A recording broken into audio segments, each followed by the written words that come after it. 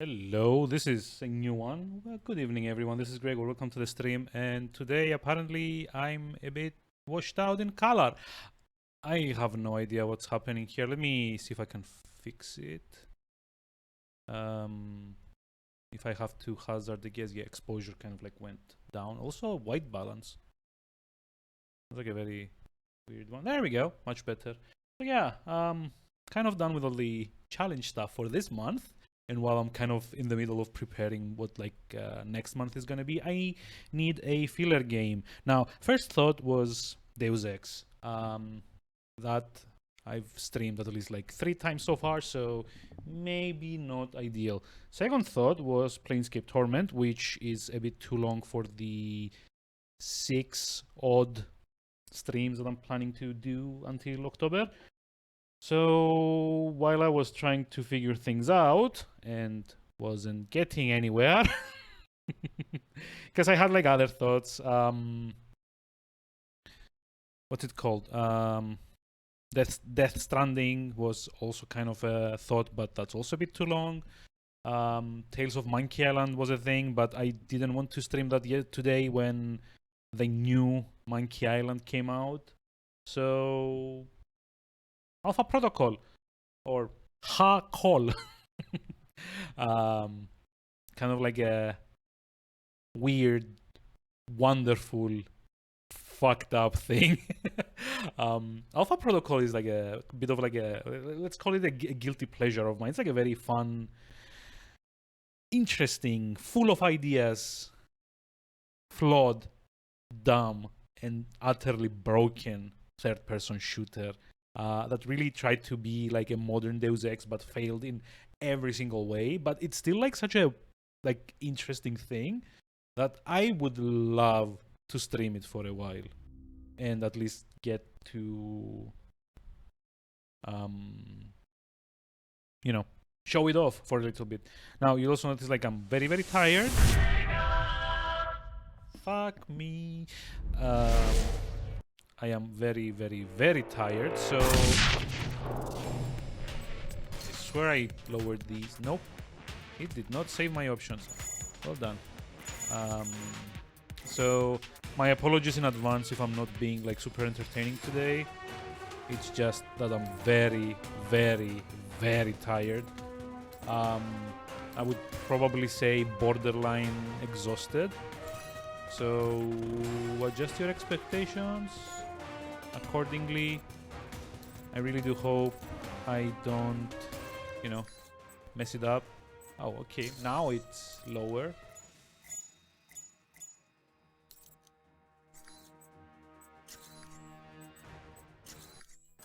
So yeah, let's see. Do I have the vet? Oh, this sucks. This sucks because I had a save on Recruit, but I guess there's no cloud saves on Steam. So, a bit of a background on this game, first of all. This game came out in 2011, I want to say 2012. I don't. Let me check for a moment just so that I don't like say like bullshit. 2012 was it? 2010. Okay, it's like even earlier. Immersive sim of sorts. It's kind of like an espionage thriller kind of thing, in where you play as like a variation of this guy called Mike Thornton. So it's made by Obsidian, and if you've played anything by Obsidian, you already know this is gonna be at like bare minimum interesting. It might not be like the best game that you've played, but it's gonna have like interesting ideas. It's gonna try to like make it all about the choice, and yeah, it's actually the quintessential Obsidian game. This choices do matter to a certain degree. There's a lot of replayability because it takes into account the order in which you do certain stuff in the game. I'll talk more about this when we get to it. Ultimately, it's flawed in a few like very key ways. One of them is that you need some very specific builds to get past certain points of the game. This is a game that's infamous that has a boss fight where if you haven't specialized in specific kinds of firearms, it's nearly impossible to get through. There's also a lot of bugs because of the kind of semi-free flow narrative here. There's a lot of times where some dialogue may not play in the correct sequence, or you may get references to stuff you haven't done yet in the game. But still, it's interesting. It's kind of like, again, it's like a third-person action stealth immersive sim kind of thing. It's a very light version of Deus Ex, but with super spy espionage stuff, as opposed to kind of like the whole kind of like futuristic cyberpunk-ish feel of Deus Ex. So yeah, I was almost sure I had a save when I finished the game on Recruit. So basically, all of these are kind of like the backgrounds that you can choose for your character. Basically, what this will give you is like a series of like pluses and minuses in certain stats. Because yeah, this is like an RPG in essence. You've got like skills for guns, you've got skills for hacking, for stealth, for all kinds of different things, and the four stats here, like the four like histories here, the four backgrounds here are like the different specializations. So basically, soldier is like better with guns, field agent is better with like infiltration, tech specialist has like a better gadget, and freelancer is kind of like and everything in between. There's also the fifth recruit option, which is the greener than green initiate to the whole idea. And if you finish it with recruit, which by the way has specific dialogue options if you're being a recruit, you get the veteran option, which is like basically a beefed up version of all four of these, plus you get extra wisecracking usually options in dialogue. Unfortunately, it didn't seem to keep my save, even though I have like 40 odd hours onto this. So I'm going with recruit just on the off chance that I can like keep my save for the end of the game. Now, basically, recruit is like a class that starts with zero. Zeros all across the board. Basically, you get like the bare minimum of skills, basically. So you get like no specializations, no skill points. The only extra other than the added difficulties that you get like extra recruit dialogues, but those only appear during the tutorial stuff. It says here like you get only during training. So I'm gonna go with this, and I hope we have some fun with it. So yeah, let me introduce you to the world of Agent Mike Thornton. Select recruit for an additional challenge. Choosing this background opens an additional recruit dialogue option during training. Though you've barely logged 3 months working for the Department of Justice, your ambition, drive, and aptitude caught the eye of a clandestine government agency. Your path will be difficult. With little experience and formal training, you'll have to rely on your wits alone while you learn your lessons in the field. Yes. So you like basically get zeros everywhere. You don't get skill points to allocate anywhere. But it is like all the skills here. So stealth is like how easy you are to spot. Pistol, submachine gun, shotguns, assault rifles are kind of like self-explanatory. Main benefit of any of these and why they're so necessary for that one boss fight I was talking about, the more skill points you put not only increases your damage, it increases your accuracy, which means how accurate like the crosshair begins as like this big circle when you're like untrained, and the more skill points you put into it, the more it kind of like congregates towards like the middle of the screen. Plus it increases your critical, I think, for assault rifles. It's critical hits. SMGs reduces recoils, critical streaks, etc., etc.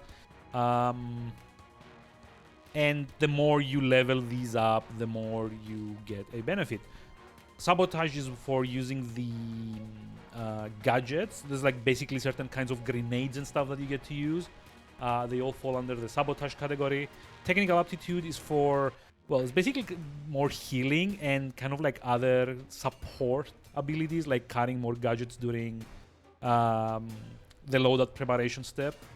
It's not particularly useful unless you're going for like a very gunplay oriented build, because it also makes the limited medkits that you can carry more powerful. Toughness increases your health and, well, armor basically. And martial arts is the melee skill.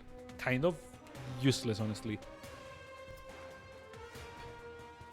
I think you kind of want to get until like the second point, I think, to get like the extra like punchy strike, but that's about it. And every pip that you add in here gives you like a skill. Some like the blank ones are passives, the ones with the triangle are active ones. So you can basically activate this at will. So for this build, I kind of want to go up to, I want to say here with stealth for like the second rank of Shadow Operative, which basically allows you to go invisible for a few seconds. Hey, Ghost Rider, hi, how's it going? How are we doing today? I wanted to finish this game. I've finished it like a bunch of times, so I'd love to show it off on stream for the next couple of weeks that I don't really have anything else to do. Basically, I'm going to be trying for like a mix of stealth, assault rifles, and sabotage. It's like all the hacky things, plus assault rifles for those tough days of the month. And yeah, let's dive right into it. So in this game, we play as Agent Jack. God damn it. He's based on Jack Bauer partially, and like what's the other guy's name? Jack. God, it's partially like by the developer's own admission. It's partially based on 24. It's partially based on James Bond, and also the Bourne guy, Jason Bourne. Which is also, you'll see this in dialogue. There's like dialogue options. Some of them are a bit more suave, aka James Bond. Some of them are a bit more aggressive, aka Jack Bauer. And some of them are a bit more paranoid, aka Jason Bourne.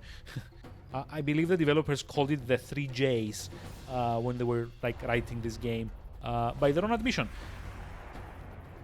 Fun game. I'm going to be back to see my mastery. Yeah, I wish, I hope. I'm really tired. I don't know if I'm going to like see mastery. More like try not to like fall flat on your assery.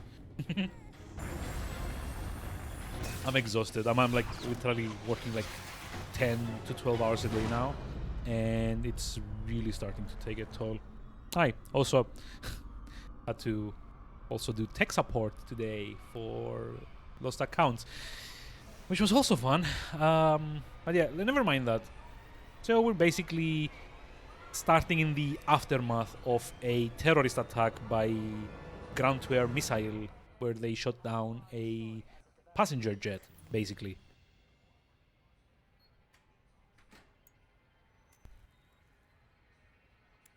So that's us there, and the guy with the cigar is. Anyone is to blame for these events, Mr. Thornton. Yes. It is you. Alpha Protocol began here, after all. Okay, so we don't get subtitles. I'm pretty sure I enabled them. 3 months ago, the Grey Box. Operation location classified.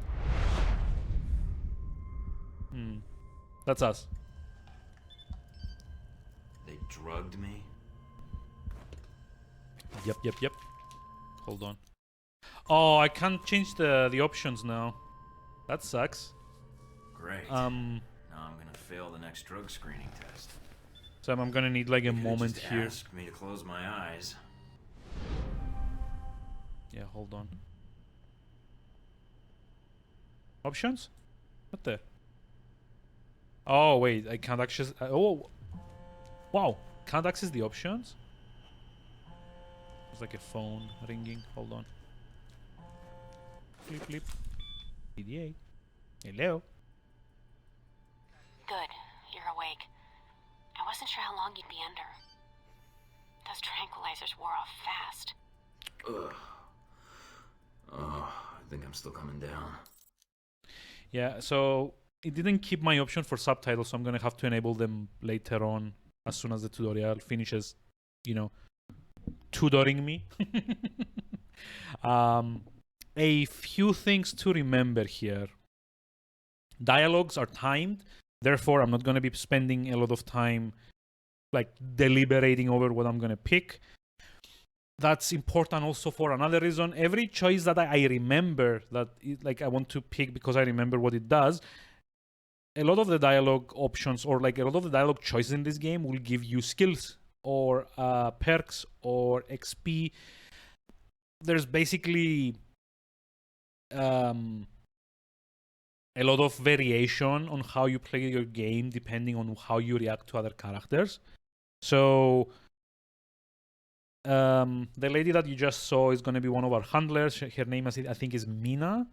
One of the major mechanics in this game is that the more you either agree or antagonize with your handlers, the more your reputation goes either towards like cooperative or antagonistic. Both of them have their benefits. In fact, it's better from like the get-go to choose if you want to annoy your current handler as much as possible or agree with them as much as possible, because getting to either end of the spectrum, I guess, gives you an ability from them. It's usually kind of like explained that characters that want to cooperate with you more tend to be more helpful, so you get like a bonus. But characters that are antagonistic towards you drive you to be better so that you can, antagonize them. So you also get a different kind of bonus. So because a lot of the dialogues are timed, I'm not going to be spending a lot of time deliberating them. I don't actually remember where everything goes. Most of it is self-explanatory, and the stuff that isn't, you can kind of guess by finding the collectibles in the game, which are the dossier files for every character, which kind of tells you like the optimal ways you want to react with each character so that you get like the result you want. What? Ugh, never mind. Just clearing my head. The dose was pretty strong. I'm surprised you're even able to stand. I'm gonna stay with professional for this. Where am I? You're locked in our medical bay. And when the guards find out you've regained consciousness, they'll put you under again. Don't want that. Any reason why you're helping me? Mina. Yep. Let's just say I'm not a fan of the indoctrination procedure here. All the more reason to leave then. And how do you propose to do that? You're locked in.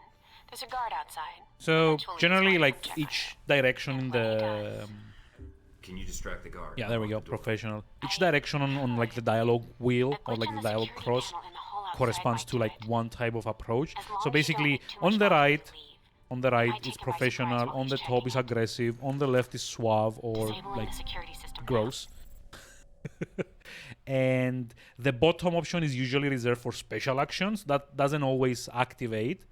Usually it would show up when you've got secret hidden knowledge of like whatever it is you're doing at the time. So for example, if you're trying to convince someone, you might know like an extra fact about them and can use that to convince them to help you. Usually the bottom options are good to get for specific circumstances, but for the most part, like the one we had here with ignore, they're probably best left alone, because they're usually either the ones that give you like an immediate reward or give you nothing at all, because like you can also use them to skip specific circumstances in the game. So yeah, I don't know like why dialogue was so like disabled here. I'm pretty sure I enabled this when we started the game, but for some reason it did not want to take. So yeah, let me The go. door should be unlocked. So yeah, we got a perk, by the way. Let's see, service record. That's like a good time as any to explain what's going to be happening later on. Basically, the game keeps track, not always perfectly, but keeps track of your interactions with characters, your dialogue choices, your everything basically that you do to react to your world, and it saves them in the perks screen. So basically, I've chosen 2 times professional on the first dialogue. That gives me the professional perk, which increases my endurance by 5, which is the stat that increases your what's it called, armor, technically. Like I don't know, like you can't really like see it here, but it's more or less like a damage reduction. So yeah, we've got the Mina here. She's gonna be our handler. This is like the dossiers I was talking about. The more you can collect extra info for like everyone in here, and that will usually give you better chances to kind of like manipulate stuff to your advantage. But yeah, there's like a lot of neat things around here. Let's see. Yeah, endurance 5, which is, you know, endurance. Like my loadout. It's not like a very like deep kind of game, honestly, but it's interesting enough. Let's see, stealthy.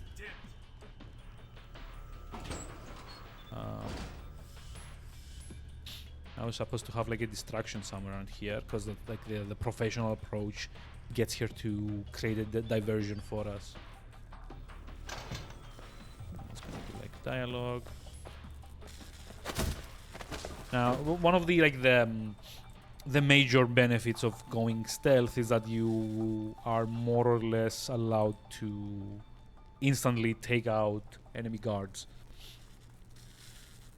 It's like the diversion that she caused. Yep. Bypass alarm panels to shut down alarms and reduce enemy alertness. Yep. Left click a pin to clip a circuit. Clip circuits in numerical order to bypass that panel. Yeah, so basically we need to do like a quick maze kind of thing to you know, route everything correctly. Start bypass. You need to shut off the alarm. The panel's on the wall. Like Do a bypass on it. 3 and 4. Mike, Yeah. careful. They probably have a guard in the lobby. I don't know, like how's the sound, by the way? Because I'm like operating on like slightly lowered audio here.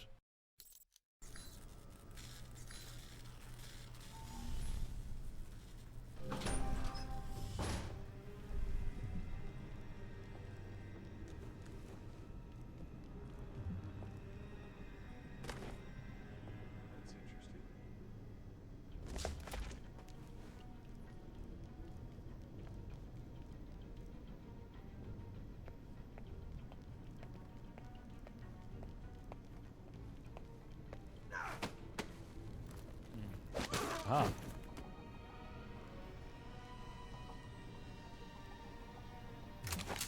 It's on. It's like a tranquilizer. Yeah, see how big the cursor is here? Also. Hold on. There you are, Mike. Gotcha. Oops.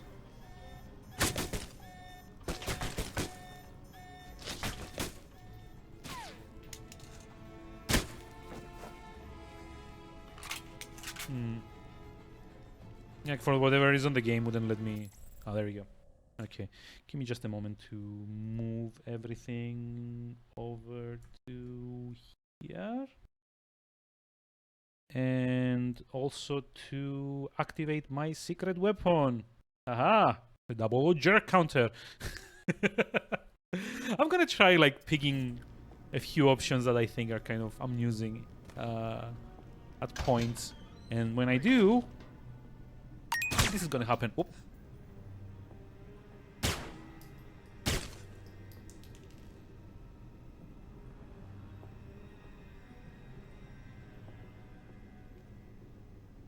Okay, wanna come on? There we go. So let me heal, cause like we'll be leaving here earlier anyway. Not gonna be able to come back and like grab stuff. So interestingly enough, in the tutorial there are also some collectibles that I can get. So I'm gonna have to like keep an eye out for those. Let's see. Like the problem is that since I've picked the other like greenhorn. Watch out for cameras. If they spot you or you destroy them, they'll sound an alarm. Yep. Basically, you just like have to avoid them.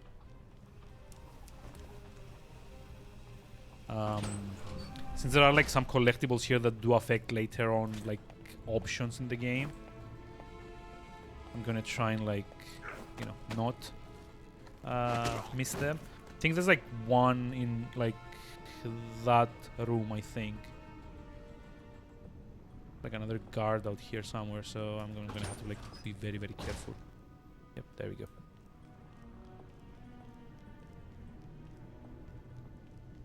But do I make it in time? Nope. He saw me. Mike, they've dispatched a squad to your area. Don't make this any harder than it has to be.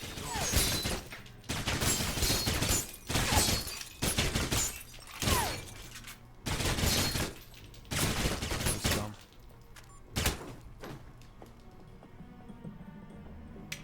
Okay, was it? It's the large Toxoids DLC. Okay, I don't know why I got a notification for that. But yeah, there should be like the game calls them Intel. So there should be like I mean, it kind of looks like a, what's it called? It kind of looks like a bug that you can kind of collect. And yeah, it's kind of like a bit arcadey, to be honest, but I mean, it's fine. Wait, where was it? There is like such a thing that you can collect in here. Don't remember where exactly. Or was it like a computer that I needed to activate? The problem is that the icon that like shows you can interact with these things is not very like it's like this like very anemic yellow color. It's like really hard to actually, you know, notice. It's like that color right there. So it kind of like blends in a bit too. It's like a bit too transparent for well, anything. Almost gave me the slip. Now we got you. Like pick lock. Yep, there we go. Tutorial. No, I know.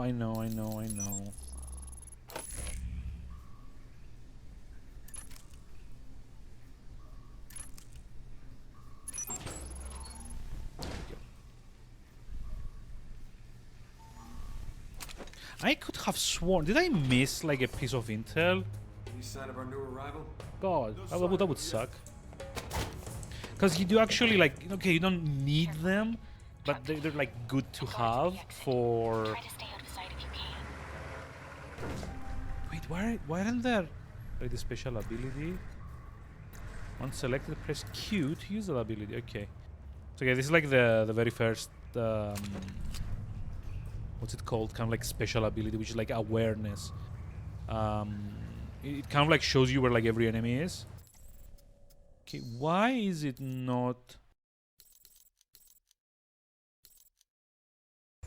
keeping like my settings for like subtitles and stuff?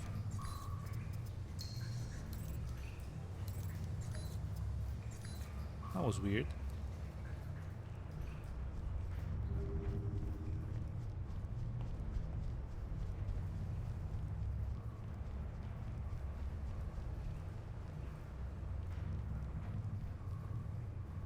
There's like that guy over there. Now the problem is if I start like shooting at these guys, because my gun is not silenced, I'm kind of gonna have like more company than I would like. So I'm just like gonna have to try and like take them out for dinner. I mean, silently.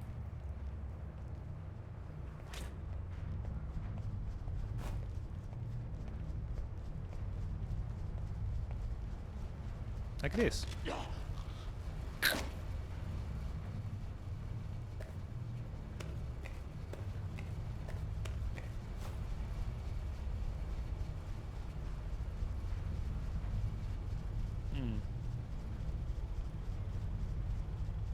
So yeah, unfortunately, remember when I said that this game is ultimately kind of flawed?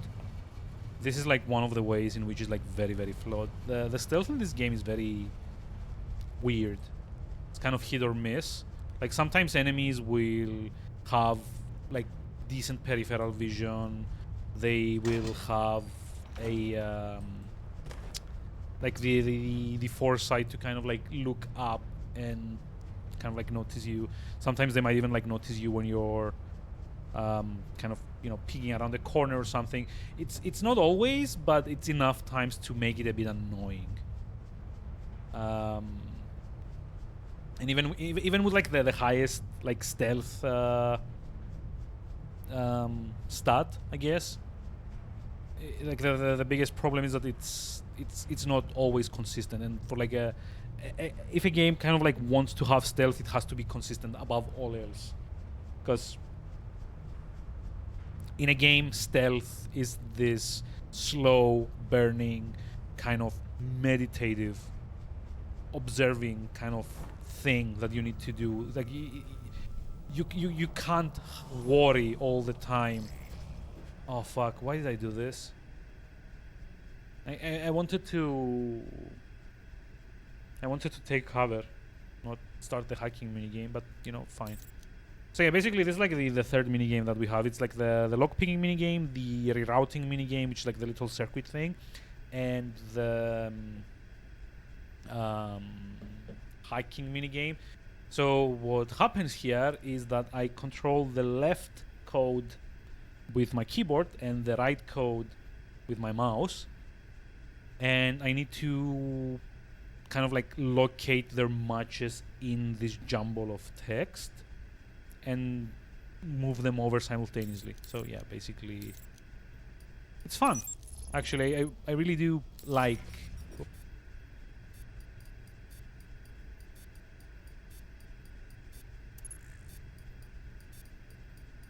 the minigame, but it's fuck. Yeah, I fucked up.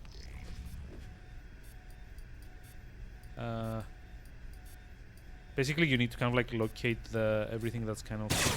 Oh.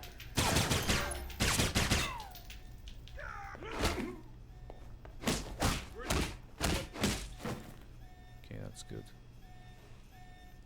But yeah, kind of like fucked up there. Sadly, I'm gonna have to reroute it here because I was like a bit too slow. Ooh, that's a lot.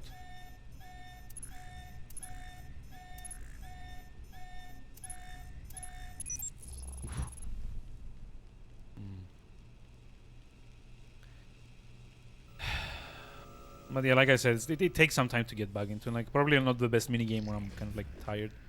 The basic idea is that you kind of need to look for stuff that's still. You need to look for numbers that are still and hope that you don't fuck up. You can actually abort with like the right mouse button. So okay, let it reset. Don't have enough time. Where was like the? There we go. End of the line, Mike. The one with the mouse is like always like the most tricky one because it's like a bit too floaty. Like it kind of like drifts a little bit. It's like collectibles, gain money. Yeah. See, I got a dossier info. So basically, these kind of like satchels that you get give you a bit more like info on like various stuff. Like this one gave me the background on Alpha Protocol, 14% completion. Yep. Basically, it's this organization that we work for, more or less. And now we get the. Yep. It's like the end of the tutorial. Again, I think I missed like a collectible here, which kind of sucks. Because in this game, like you really do have to care about the collectibles to get like more options in dialogue and stuff. Of this facility confidential, especially if you get kidnapped and questioned. Is this place hidden? I remember I'm gonna be doing like all the recruit ones. But places that think they know about this place. So you basically I think get like some kind of like stat boost if you pick all the recruit options. Hell of a lot easier than politics. Let me guess. You're not done hazing me yet. Yep. I'm gonna ask you some questions, run you through some more tests, then you and I can talk. Face to face.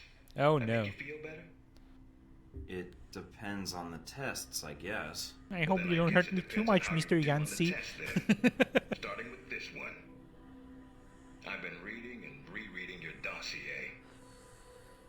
Although with your experience, it's more like a pamphlet Fresh out of Langley. So yeah, this is like a good example of like how your I think I've got background potential, affects sir, and I'm anxious to certain prove it. dialogue options.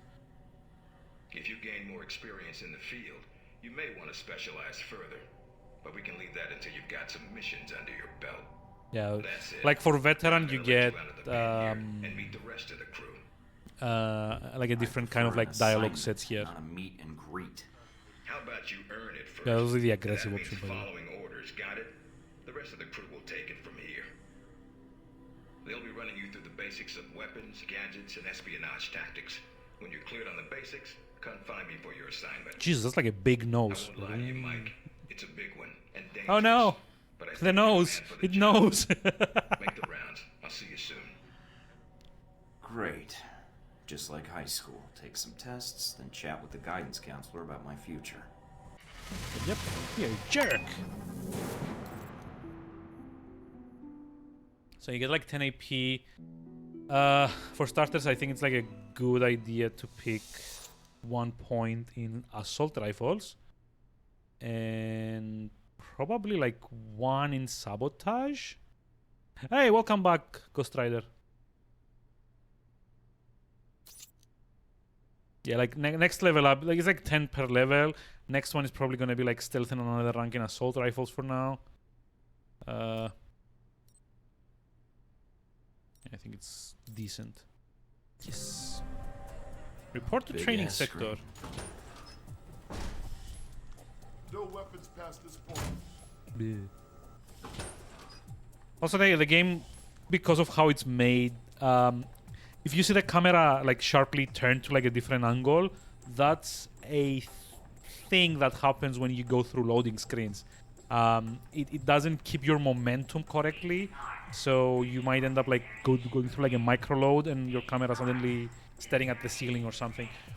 That's like one of the less annoying flaws, although it is a bit very dangerous rather if it happens during like when you're trying to like stealth through an area.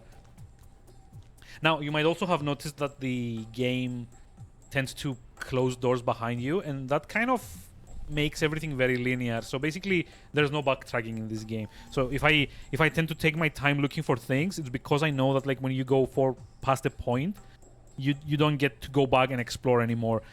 On the plus side, that also means that if enemies are chasing you, or if you think you might get caught, going through a loading screen kind of makes everything past that point disappear. Use the locker to change appearance. After using the locker, proceed with orientation, or return to the interrogation room for your Probably mission. want to change. Go on. Your gear's in the Yep, that's facial appearance. Let's see. Let's go with very pale, short, hold on, stylized, disheveled, layered. Can't really like tell like a lot of. I mean, disheveled is always. Orientation's not Oh mandatory. fuck me. Disheveled is like always the one that kind of like looked the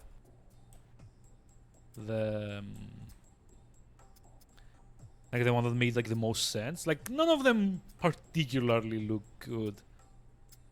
But I guess I could try like being like this like suave spy with like the dumbest hair possible. Like this. It's like the worst bro ever. The worst like hipster bro ever. Let's do it like this. Love it. Rogan Stone. Nah. Let's see. Eyewear.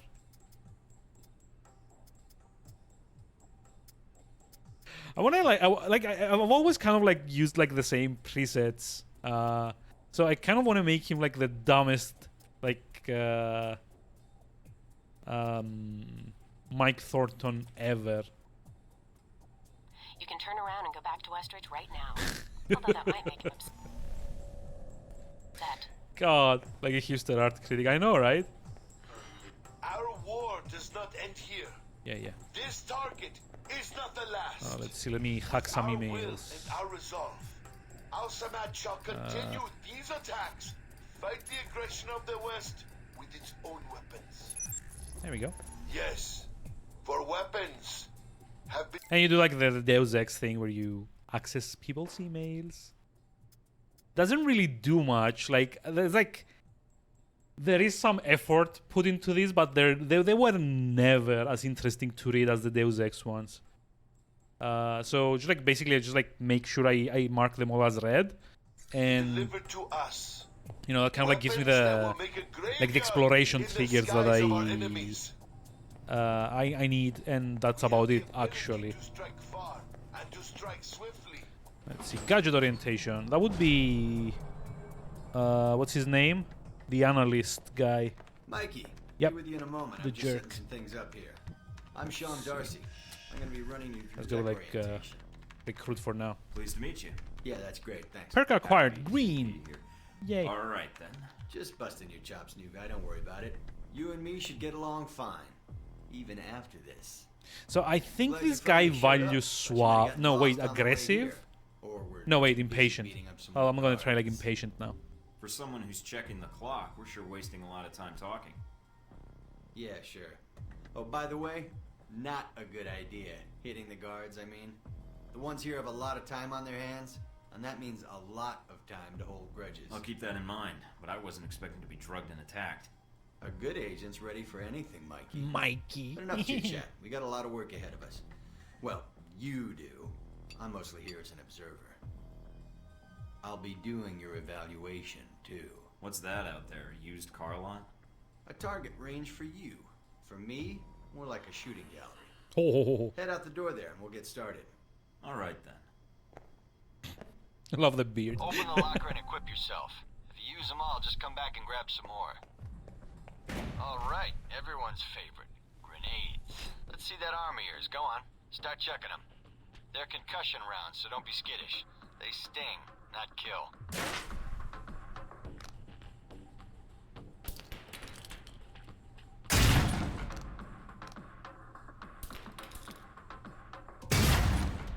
So yeah, honestly, grenades in this game are not like that great.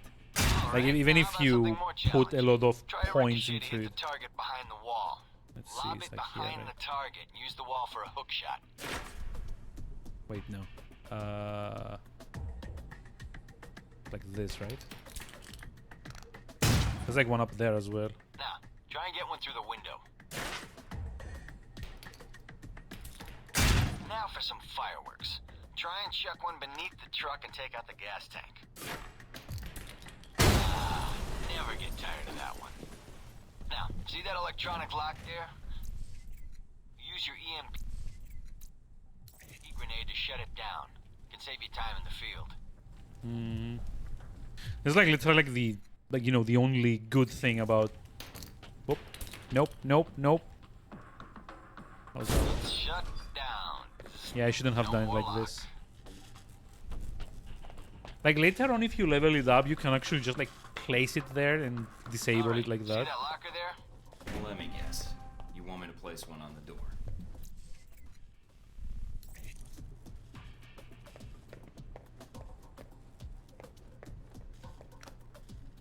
There we go. You can actually just like place them on there like this. Click.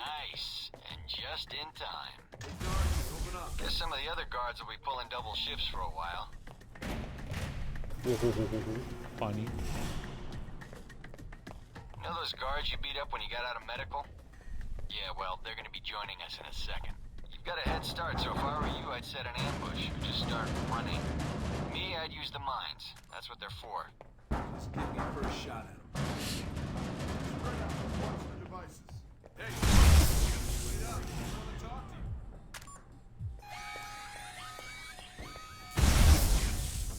Sneaky bastard.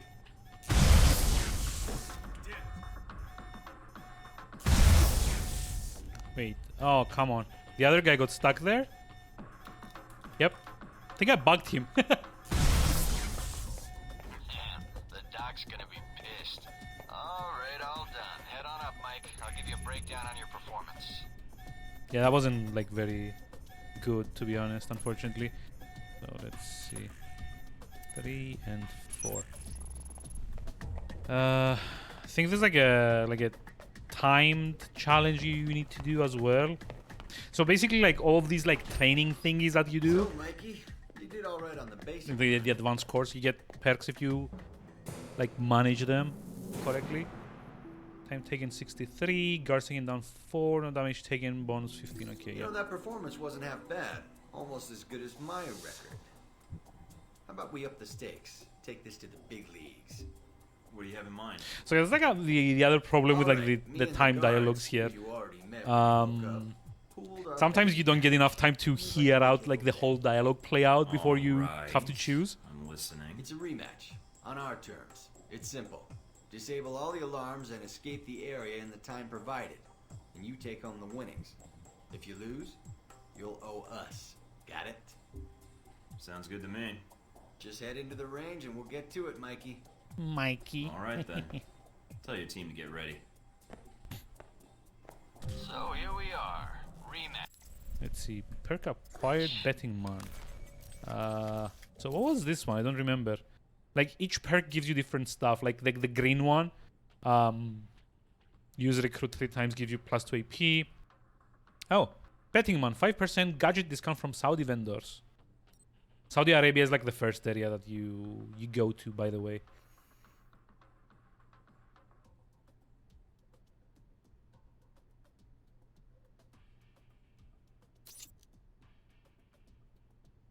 Okay. Gonna get that because we need it for here. For you and the guards, but on their terms. So listen up. There's alarms hidden all over the course. All you need to do is shut them down. But the guards are gonna try and reset them. Every time an alarm goes off, another squad's coming in. And they all want a shot at you, trust me. Alarm goes off enough times, and you're gonna get trampled. But you have the technology to beat them. So let's see you even the odds. Yeah, I If kind of you need to can. like pay attention here. What the?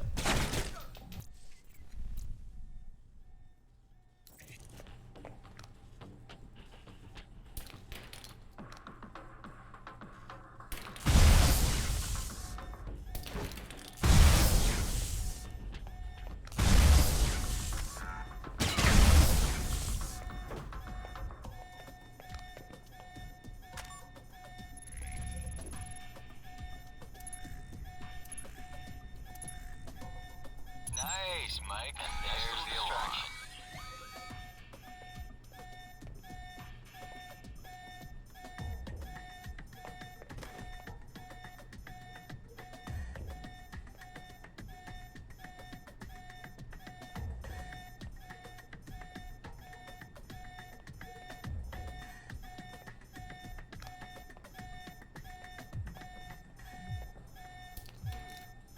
Someone there?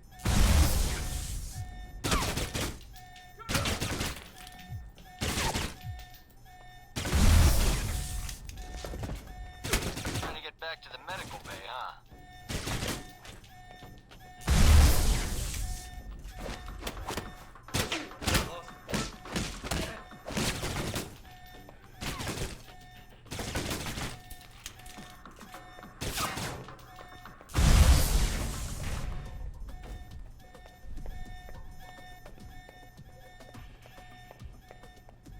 Unit 6 reports location Here's tree. the alarm again.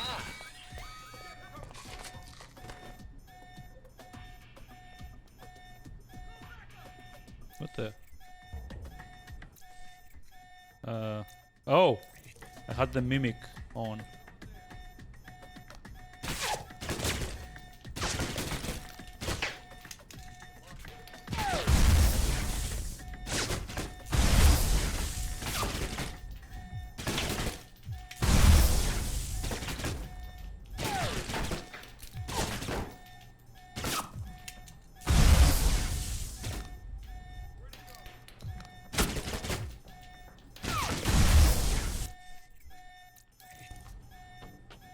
Check out in 10 minutes. Getting sick of hearing them anyway. Thought they might have you for a second. Guess I was wrong. Here we go. All right, head on up and I'll call It's like kind of like someone one of to like the clean up dumber ones. Like course. you could And just the like bodies. run around and try and like get, Pretty thorough. Made a real mess of things. Yep. In a good way. but you can just like use the mimic to turn them That's off. all I need. See you in the field, Darcy. If you say so, Mikey. And we get like a nice little bit of money to get us started in like the first mission. Okay, so what was next? Like the next is like the stealth one, I think. Over here. No, weapons orientation. Espionage. Okay, yeah, this is like the one with like the old dude. I don't remember what this guy's name is. Alan Parker. This is a restricted area. So he likes like Vending machines are down professional the to the right. answers here. I'm here for espionage training. Westridge's new recruit. Good.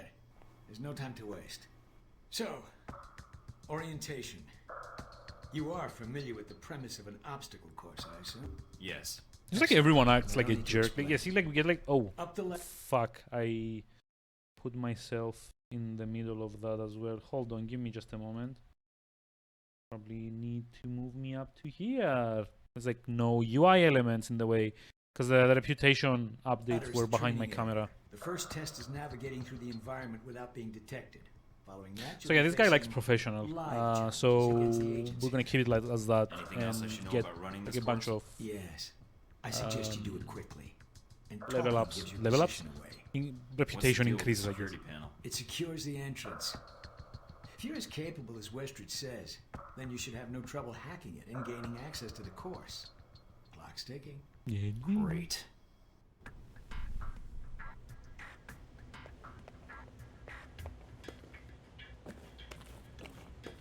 Course begins now. Hack the door in front of you to gain access to the course.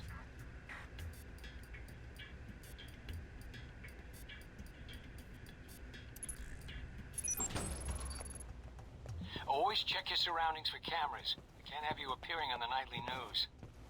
Mind the gap. The key to stealth is timing. Pay attention to camera movements, then exploit their blind spots.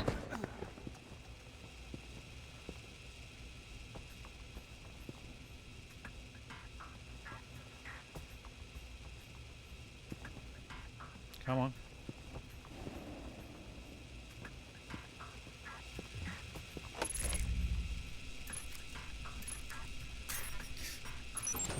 That was close.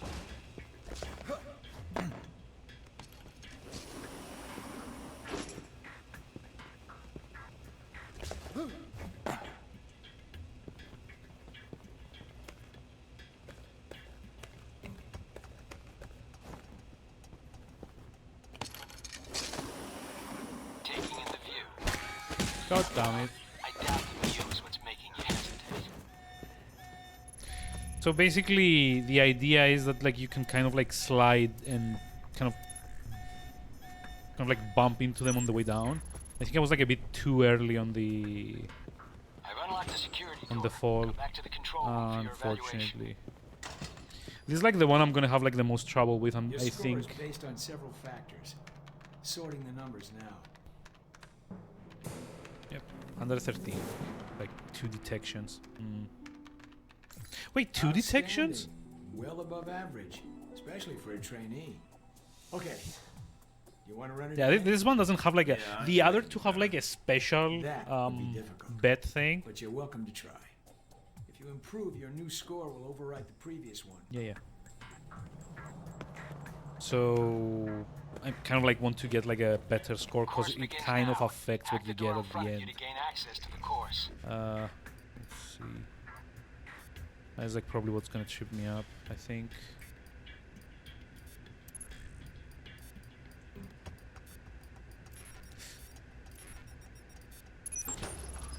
Unfortunately, like the mouse Always is check like your surroundings for cameras. We can't the have you biggest appearing like on the nightly news. problem here. The key to stealth is timing. Pay attention to camera movements, then exploit their blind spots.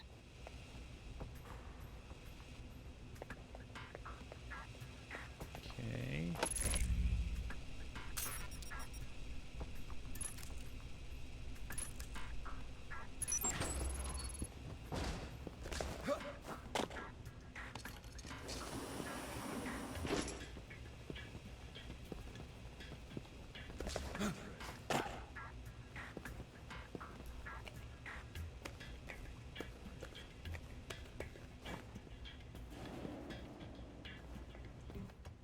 Taking in the view.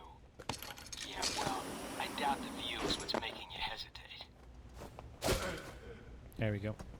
I've unlocked the security door. Go Much back to better. the control room for your evaluation. So this should be like Your score perfect is score. based on I think like several perfect like factors. 130 or Sorting the numbers now. 120 something. 125, yeah. Okay. Cool. Outstanding. Well above average, especially for a trainee. Okay. You want to run it again? No, I don't think so. Very well, I'll log the results. Westridge can complete your evaluation once you finish the Hey, other this tests. Dane Gaming. Anything Thank else you. you can share that might help Again. me out? I feel like I've already got the basics down. Someone updated the Course not prices, enough of a yes, challenge because for you? I kind of need that to Then I have happen an a bit less assignment often. for you. This one won't be logged. What? You mean like a covert training op? Aren't you guys carrying orientation too far? Nothing about Alpha Protocol is orientation, Agent Thornton, despite the semantics. The penalty for getting caught, however, I did won't get be into poor like a bit of score. trouble last time for It'll be taking as long as I detention. did. So yeah, So, you I up for it or not? I think I needed to be a bit Well, I'm up more for it. limited, Let me see what you need. You want which me is to why there's like go also back like to a the cooldown medical on it center? to Why? from this like point forward. What's the file name? Jacob, not only will this be a much more practical use of your talents, but I think you'll be curious to see where in the world you're going to be sent. Yep. Any other intel I should be aware of? Nothing you can't find out on your own. We aren't even having this conversation right Yeah. now. And the Yeah, this guy's like a bit Got it. too clandestine. Get it? So this is like me going back to the like interrogation room, I guess.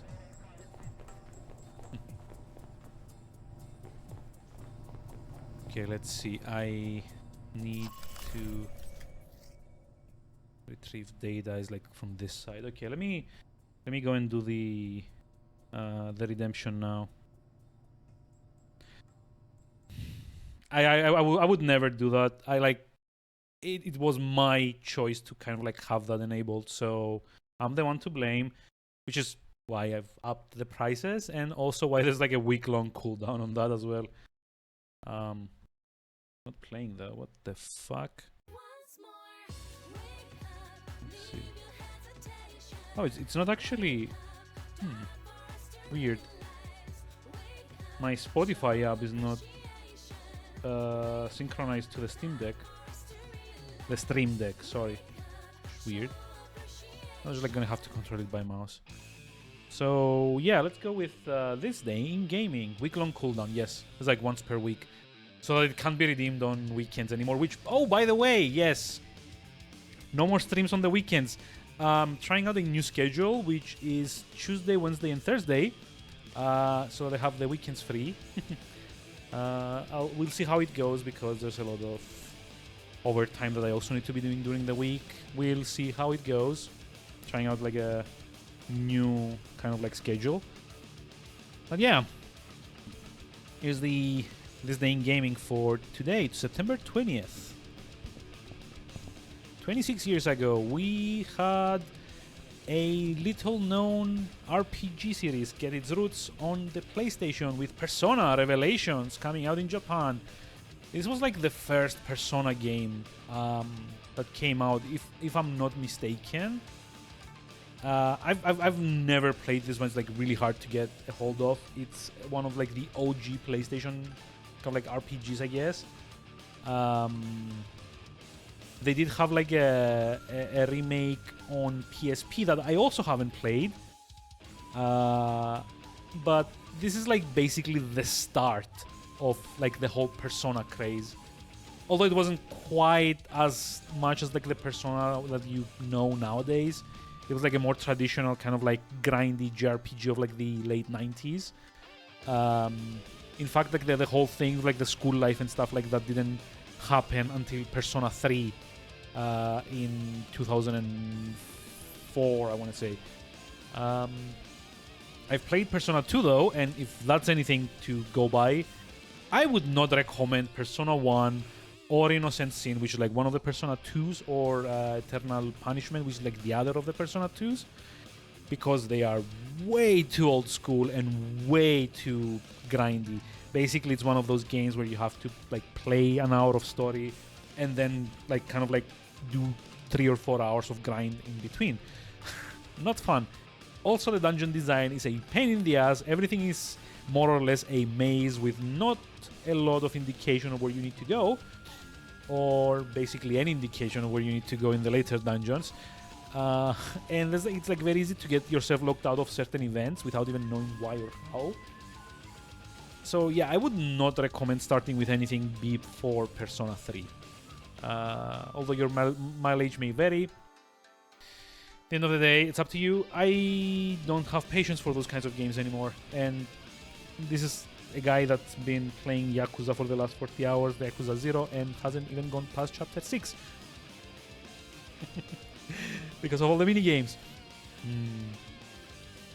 However, if you want something a bit more high impact, there's a Cabaret going well. I've like conquered 2 out of the 5 already. I'm joking. I did like play like the 41st hour by doing like story. I'm like in chapter 8 now. Having a lot of fun. I actually had like so much fun with Yakuza 0 that I had some money set aside for like getting a couple of new games. I went and got Yakuza 7 because of how much I enjoyed Yakuza 0. I really want to do what they do with like the whole Yakuza thing, but with JRPG, basically. So I'm kind of gonna play through 0, maybe try Kiwami 1 and 2, and then just like go straight to Yakuza 7. Which I'm really excited about. Hope it's as good as people say it is. Yeah, speaking of like a bit more high-octane action, let's go 22 years ago to September 20th, 2000 with Tony Hawk's Pro Skater 2, the game that arguably kind of like put the whole series on the map. On the PlayStation, I've played the hell out of THPS 2. Actually, I think I do. Give me a moment.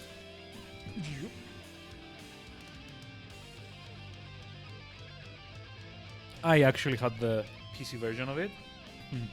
I've finished it's like one of the first games that I remember getting like every single thing in. Like max out all the skaters, unlock all the secret stuff, get like Officer Bob, which is like the secret character in that. I believe the PS1 version has Spider-Man instead. Because Spider-Man had like 2 very amazing PlayStation entries in the series way before PS4 came and kind of like reinvented the character. It's like kind of like slightly kind of like worn with age. Like you can see it's like the original colors. It's a bit faded out because it's like a very, very old box. This box is literally 22 years old today. Yeah. It's also one of the games that I would love to stream, but couldn't because of all the licensed music.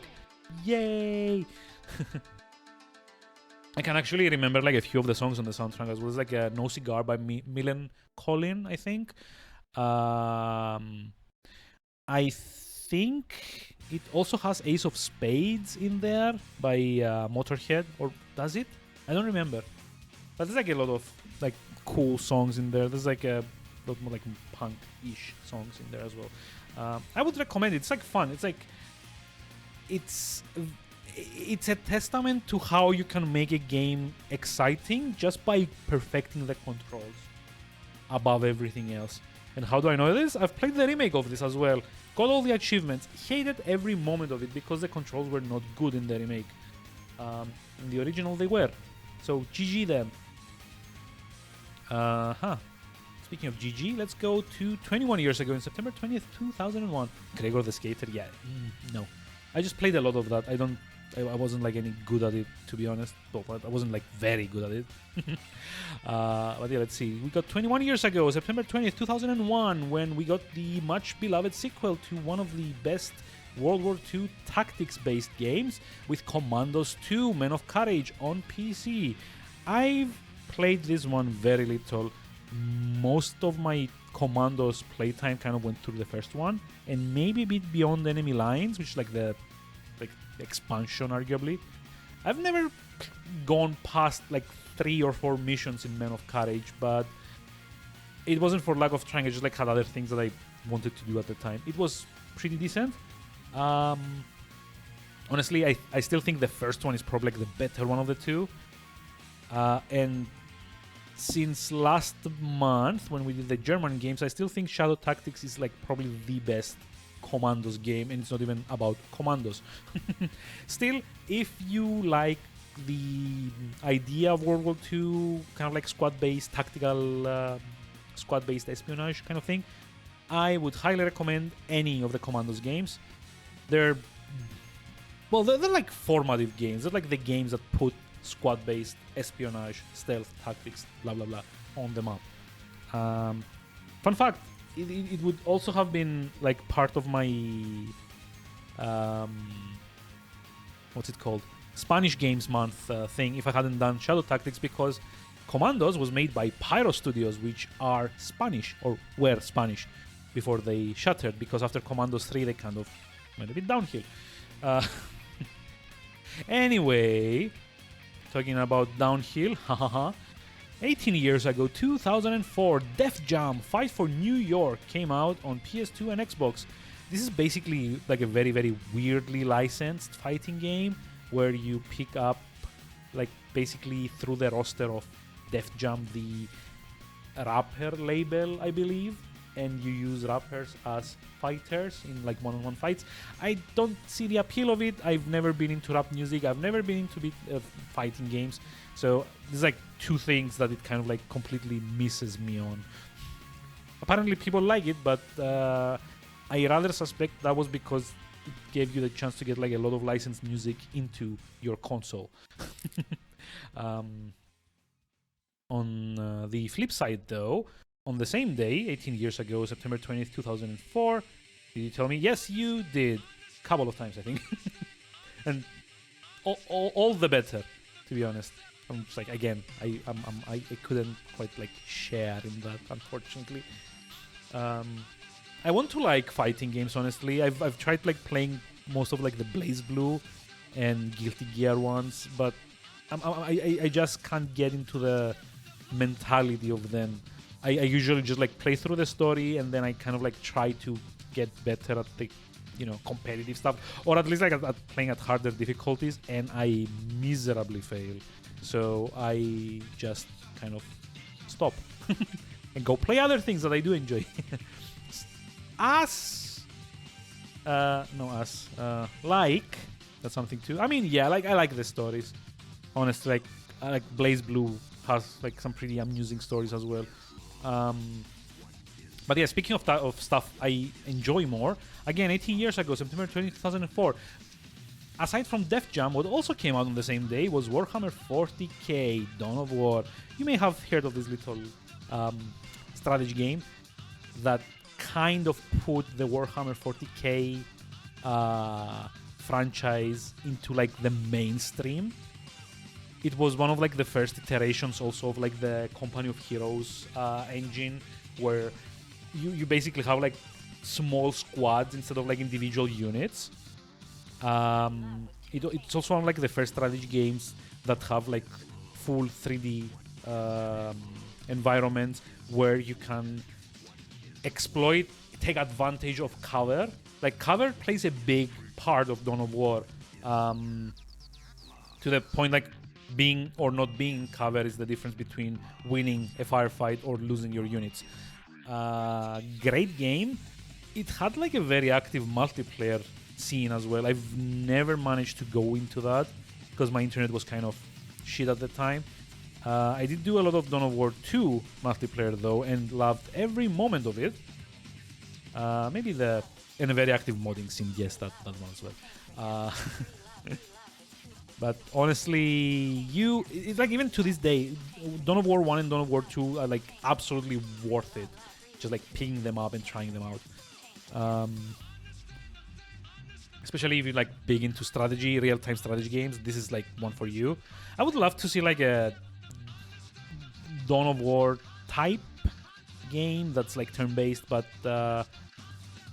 even for like real-time strategy, Dawn of War 1 and like Dawn of War 2 actually improved upon every single thing and even gave it like a more tabletop campaign-ish feel, because you were basically like choosing where to like drop your marines to kind of like do missions, and you got like war gear to equip them, and it was like a bit more it was like a very early version of what BattleTech would go on to do a few years after Dawn of War 2. And those are like great on the campaign front. Like I love that kind of campaign setup where you get like named units instead of random, nameless, endless mooks to control. You get, you know,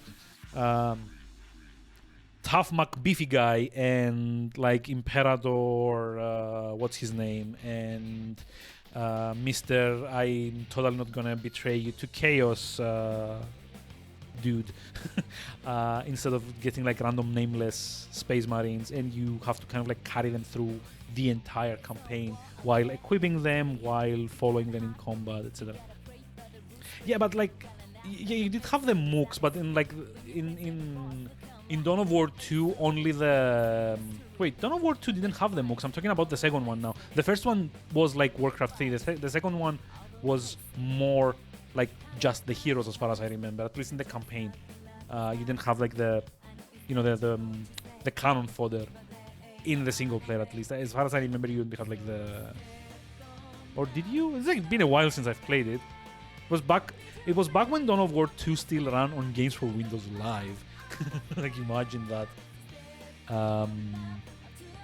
But yeah. Anyway, both Dawn of War 1 and 2 are awesome games to like give some time to if you're into the RTS mood. But some other folks too. Maybe because I played like on. Well, I remember you had like your hero unit, like a unit was like one named character and like a few others, but like for all intents and purposes, it was like each squad was one hero and everyone was just like their HP more or less. So you had like the sniper guy who had like another 2 snipers with him. So if he got shot at, he just like lost 1 or 2 of his snipers. But if the unit survived, so did he, and he moved on through the campaign. Basically, that's like what I mean. Like the cannon for the allies were basically like a glorified, prettied up version of like a health bar, right? Because like always when you got shot, the named character was always the last one standing. So yeah, functionally it was just like one squad, one hero, basically. Anyway, great games. I would highly recommend them.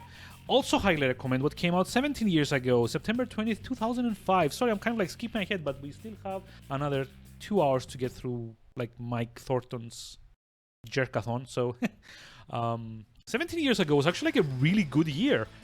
So check it out. What came out 17 years ago was, first of all, Fable: The Lost Chapters on PC, which was an expanded version of the original Fable from Xbox with an added 3 to 4 hour long campaign. Now, I've recently played it on Steam, the remastered edition, and honestly didn't expect to have as much fun as I did, but I did.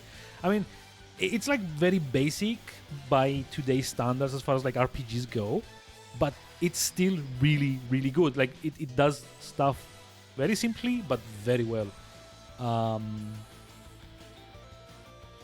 It's fun. It's just fun. It might be like nostalgia speaking because I played the original on the Xbox when it came out. In fact, it was like the 3rd game I ever got on the Xbox after Halo and like Midtown Madness, I think. Yeah, like I still have the original Xbox game somewhere in like storage. But yeah, on the same day on the Xbox. Speaking of Xbox, I'm on Powerhouse. I mean, yeah, always. Like I'm convinced at this point that I was born old and it just took some time to take hold. But yeah, on the same day as Fable: The Lost Chapters on PC, what else came out? Xbox Ninja Gaiden Black, or the really hard 3D Ninja Gaiden, the first one. That was actually a really good one. It's actually one of the Xbox titles that I did get. I never managed to beat this because I am not good to the degree that this game requires. Like, I'm talking, this game really asks you to like step up your parry and dodge game, especially after like the halfway point.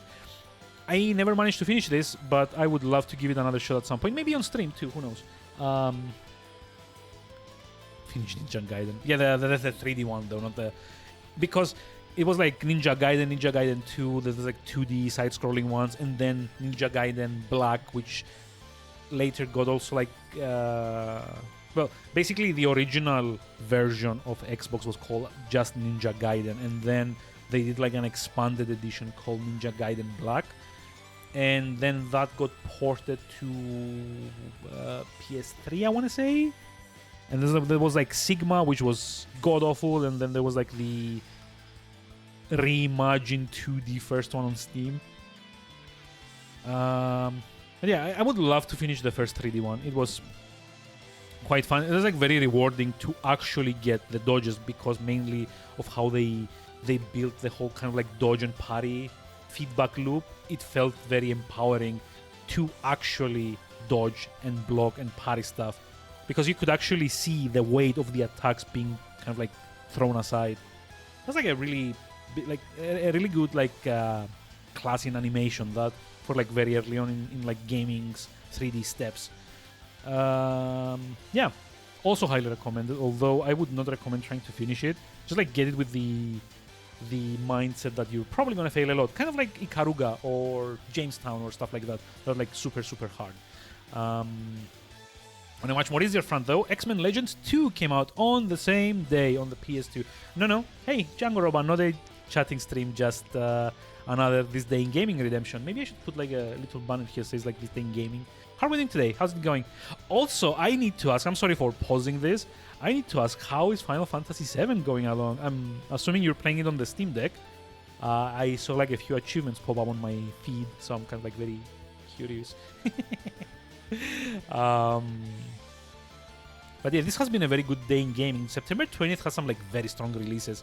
We had the first Persona come out 26 years ago. We had Tony Hawk's Pro Skater 2 come out 22 years ago. We got Commandos 2 come out 21 years ago. We got Warhammer 40k Dawn of War 1 18 years ago. Fable The Lost Chapters, Ninja Gaiden Black. I'm just going into X-Men Legends 2 Rise of Apocalypse on the PS2 17 years ago. Not sure it has cloud saves. As far as I remember, Final Fantasy VII, the PC version, the PC remastered version that also came out on the Square Enix launcher, doesn't have cloud saves because it has the Square launcher and it syncs to the cloud like that. And I think it also doesn't work anymore. Yeah, I should know because when they announced it, they said it wasn't going to be on Steam. So I went and bought the Square version. And it had the Square launcher, and it was just like Square fucking awful. Yeah, I was getting straight like 90% of your music taste. I mean, not 90%, but yeah, like a lot of songs that I still listen to this day came from THPS2 specifically. I did mention like Millen Collins, No Cigar. Actually, I have like a playlist here. I'm not gonna like play that because I don't want to get DMCA'd. But there was, where was it? Like around here somewhere. It was like I always remember like Millen Collins' No Cigar. That's like the go-to song that I remember. Bad Religion, yeah, that one as well. Was that in 2? Hold on, let me just like load up my Spotify playlists. Oh yeah, that's like the Powerman 5000 When Worlds Collide. There was oh yeah, Bad Religion. Yeah, it was Papa Roach's Blood Brothers was in there. Styles of Beyond from like Subculture. What else? What else? Rage Against the Machine. Yeah, exactly. Guerrilla Radio. Let me see. Yeah, No Cigar by Millen Collins. No Cigar and When Worlds Collide are like the two songs that I would always put on repeat when I was giving it like my best attempts. I don't know why. I just like loved those two songs specifically. There was like Cyclone by the Dub Pistols. I've got that on the list here. There was like Out With the Old by Black Planet Music. There's like a bunch of things actually. But yeah, anyway, let me get back to the pretty much more of THPS3. Yeah, that one came out on the GameCube because I don't think that came out on PC, did it?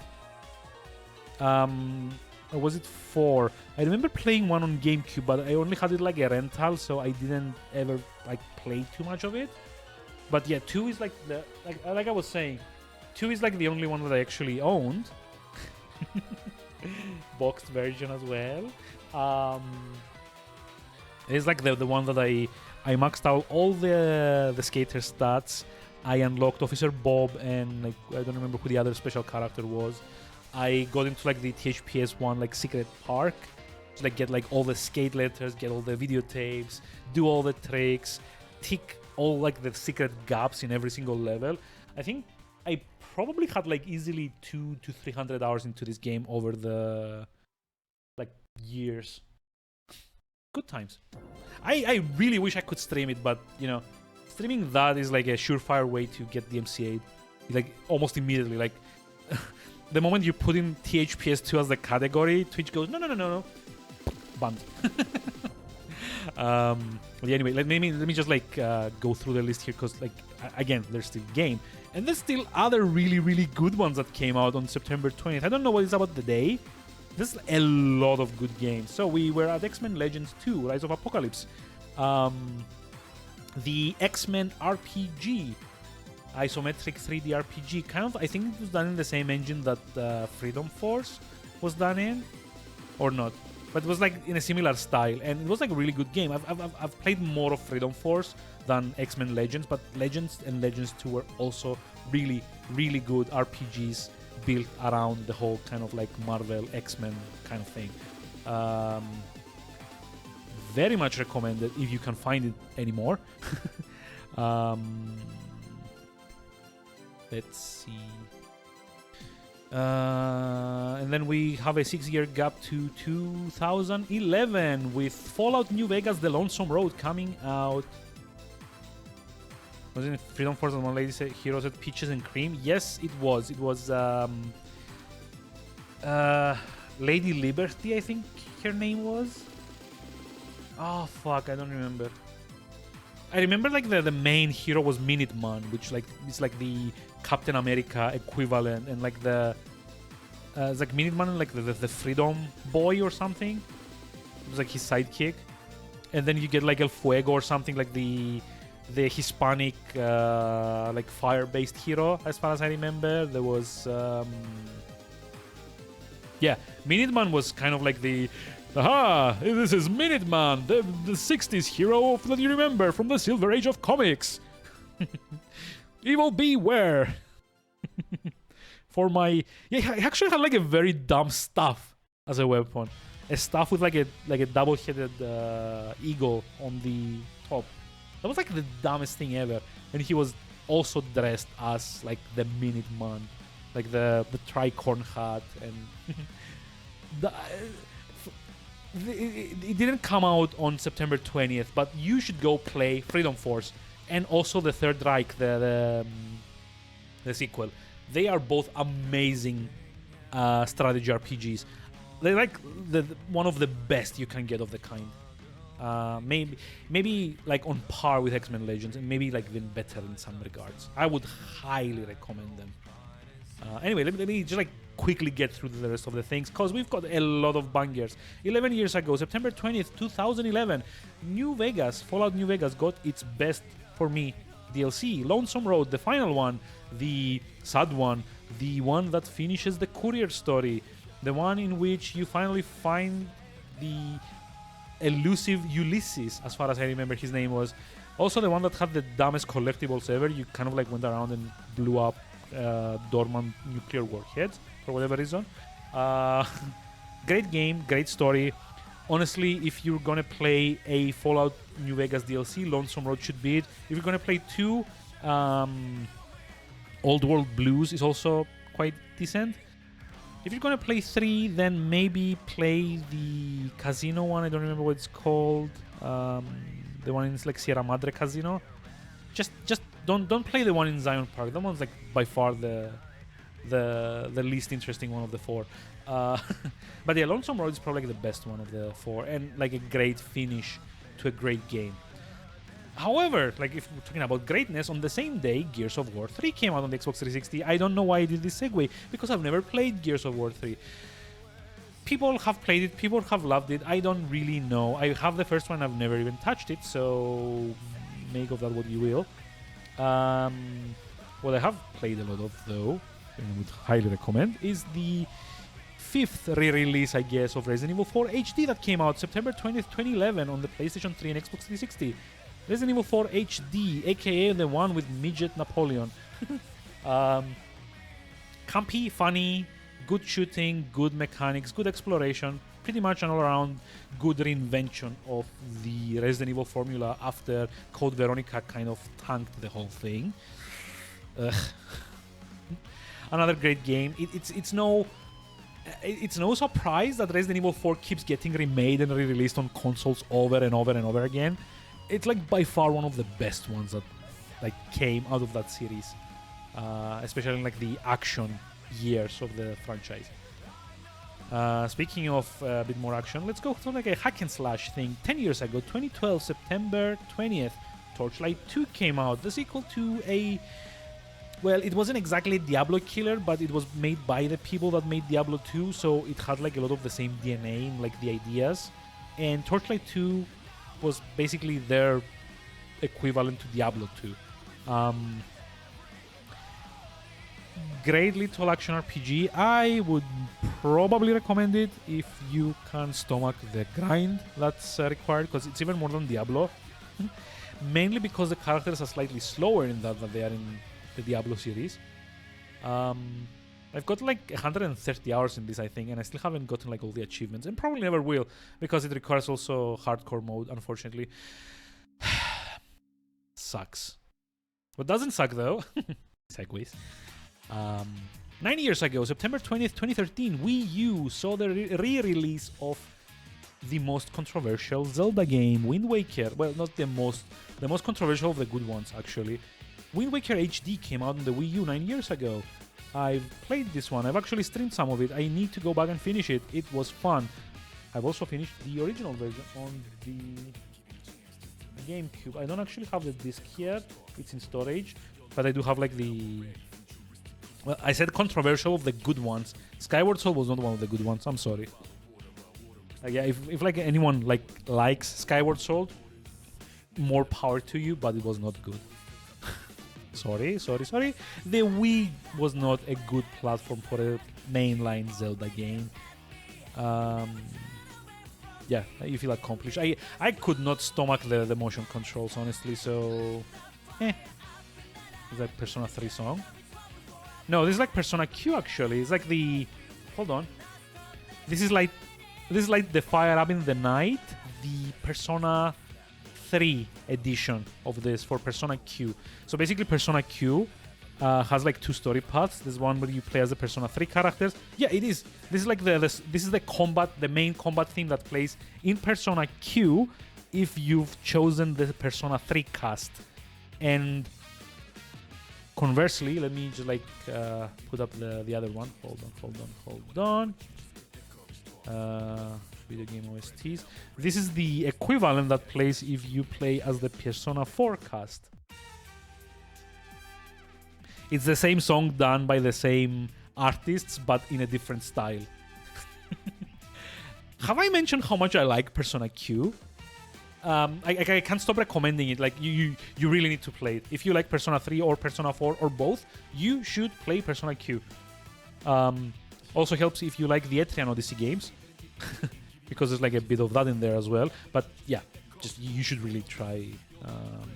Yeah, it's great how recognizable, and it's also great how much attention they've put to make everything follow those two like different styles.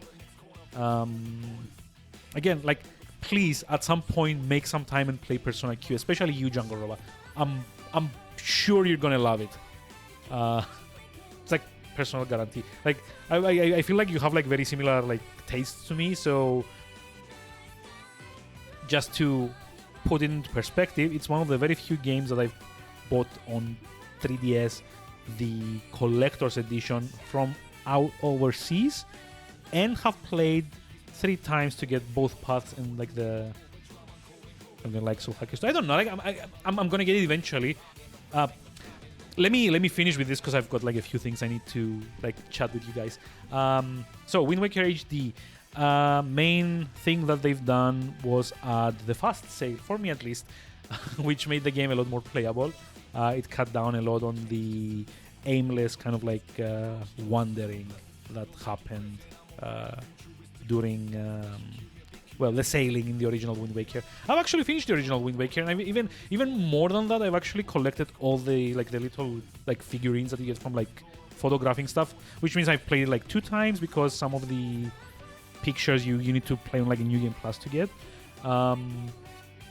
Fun game-ish. It was a bit tedious. All the sailing was a bit tedious, but that one's all fixed in Wind Waker HD because you get the sail that makes you go fast regardless of wind direction. That's amazing. Yeah, I mean, this day in gaming could have been like its own kind of like 2-hour long like chat stream. Maybe during September, if I can't figure out what to stream next week, I'm gonna do one of those as well. If you guys promise to show up, I'm gonna do it. I mean, I'm just kidding. I'm not like asking anyone to be here, you know.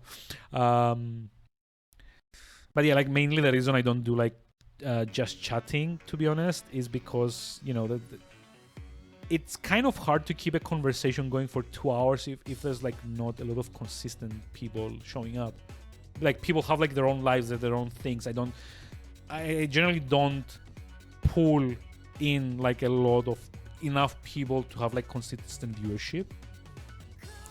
Asking anyone to come. No, look, I raised it to 12,000 because I really just need it to happen less. Because I genuinely enjoy talking about this day in gaming and all the games that came out in any given day, because I like, you might not believe this, but in my day-to-day life I don't really get to talk about games at all. So getting the chance to like reminisce on old favorites, you know, like showing off these or talking about stuff that I've never played and would love to, and kind of like weaving a bit of like game design theory in there as well. I really like to do that, and having something that anyone can like redeem every single stream, while fun, it's also very disruptive both to the flow of the game that I may or may not be streaming, and to like my thought process, not to mention to my IRL schedule. So again, this is like all on me. It should have been like a bit more hard to redeem from the start because it takes so long. I never when I was first thinking of like points redemptions rewards, I hadn't realized how much I would get into reading these out. So it really needs to be like a somewhat more rare thing, right? Because it takes up a lot of time, and it has like the potential to make me not be like a good person IRL. Let's leave it at that. So, you know, I mean, yeah, again, it's all on me. It's not like you redeeming it, because like I would do the same thing in your like position, or like anyone's position for that matter. But again, I have like a very hard time like putting what's the word for it, boundaries to how I spend my time. I get like distracted and easily carried away and easily excited about things that I like. So this is like a way for me to kind of like set boundaries to myself more than anything else. Yeah. Never have something like that, you say. Yeah, I know, right? It's like so fun to just like talk about things, and I haven't even gotten to like the best games, and we're like 9 years ago still talking about Wind Waker HD. But yeah, anyway, 8 years ago, let me move on, because I still want to ask Jungle about something as well. 8 years ago, something else that actually had like a song playing a couple of songs ago here. Bayonetta 1 and 2 made their way to Wii U was like the collection. I actually have it in storage as well. Bayonetta 1, I've played the hell out of it. I still haven't played 2.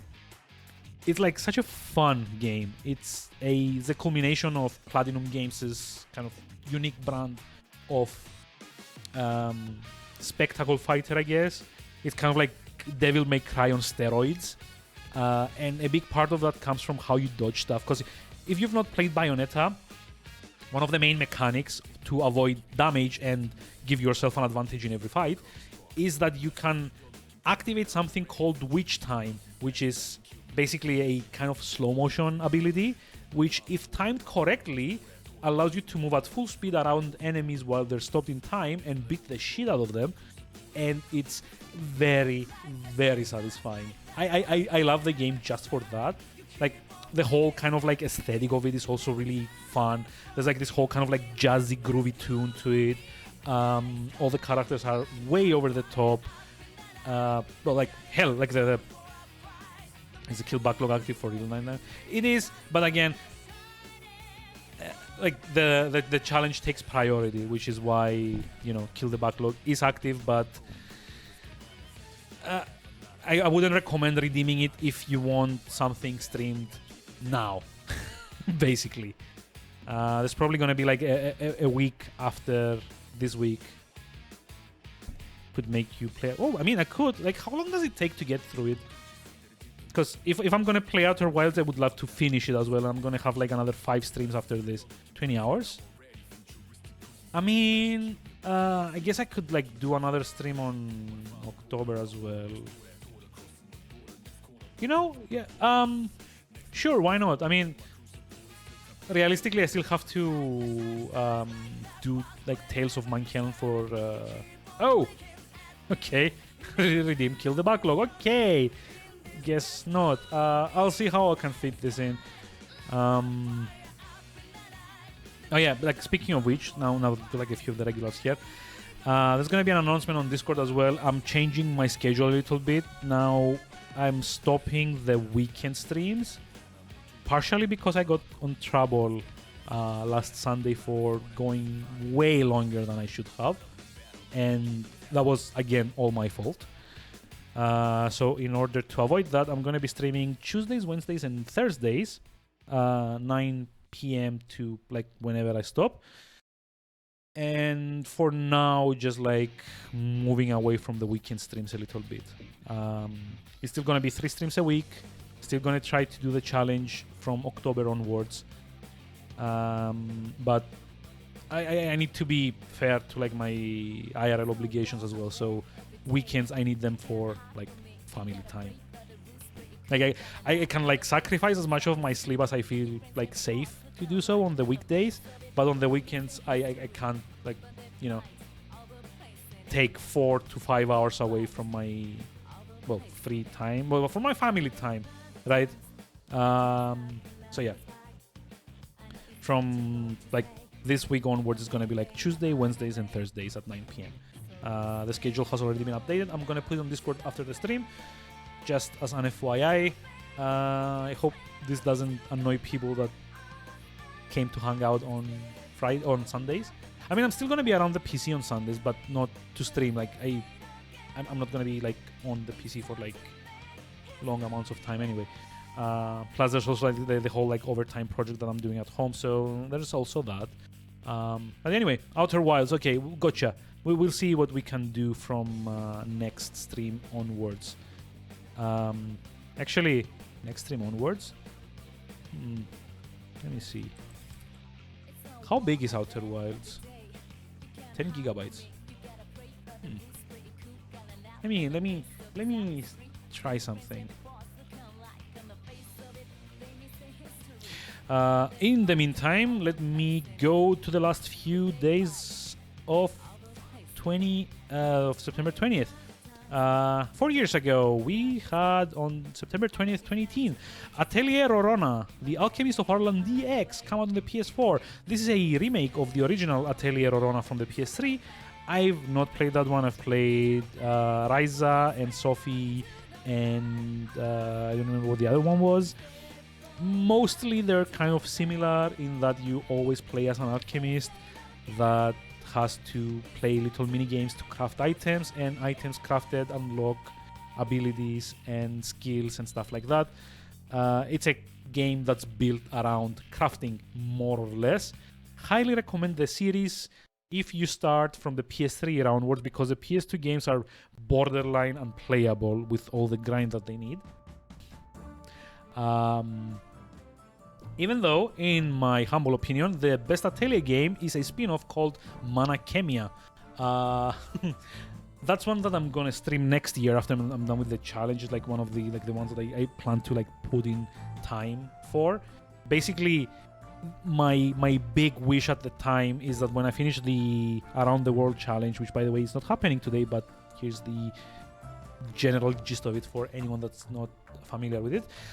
But yeah, from like 2023, the first big thing that I want to do is stream Mana Chemia through its entirety, stream Valkyrie Profile through to its entirety, and then maybe also do Planescape Torment through in its entirety, if my voice can carry that. I've missed doing JRPGs on stream, honestly. Like the last 2 years, I've more or less avoided them because of Year of Retro and then Around the World. Don't get me wrong, it's gotten me through my backlog very, very fast, the challenge, and I've played a lot of fun games, and honestly, a few decent people also decided to follow because of some of those games. So it's a win all around, but I have missed JRPGs on stream. Nothing, actually, like in the 9 years that I've been streaming now? No, wait, 7. In the 7 years that I've been streaming now, and that's like a long time actually, 8 years that I've been streaming, 7 of which I have been an affiliate. No, just the game. Valkyrie Profile 2 is really hard to get. The first one, you can kind of like get the PSP version like easily, and I think I have that on PS3 actually, so I could stream that off of there. But Valkyrie Profile 2 is really hard to get and very expensive on eBay. So yeah, just like the first one, but also Mana Chemia as well.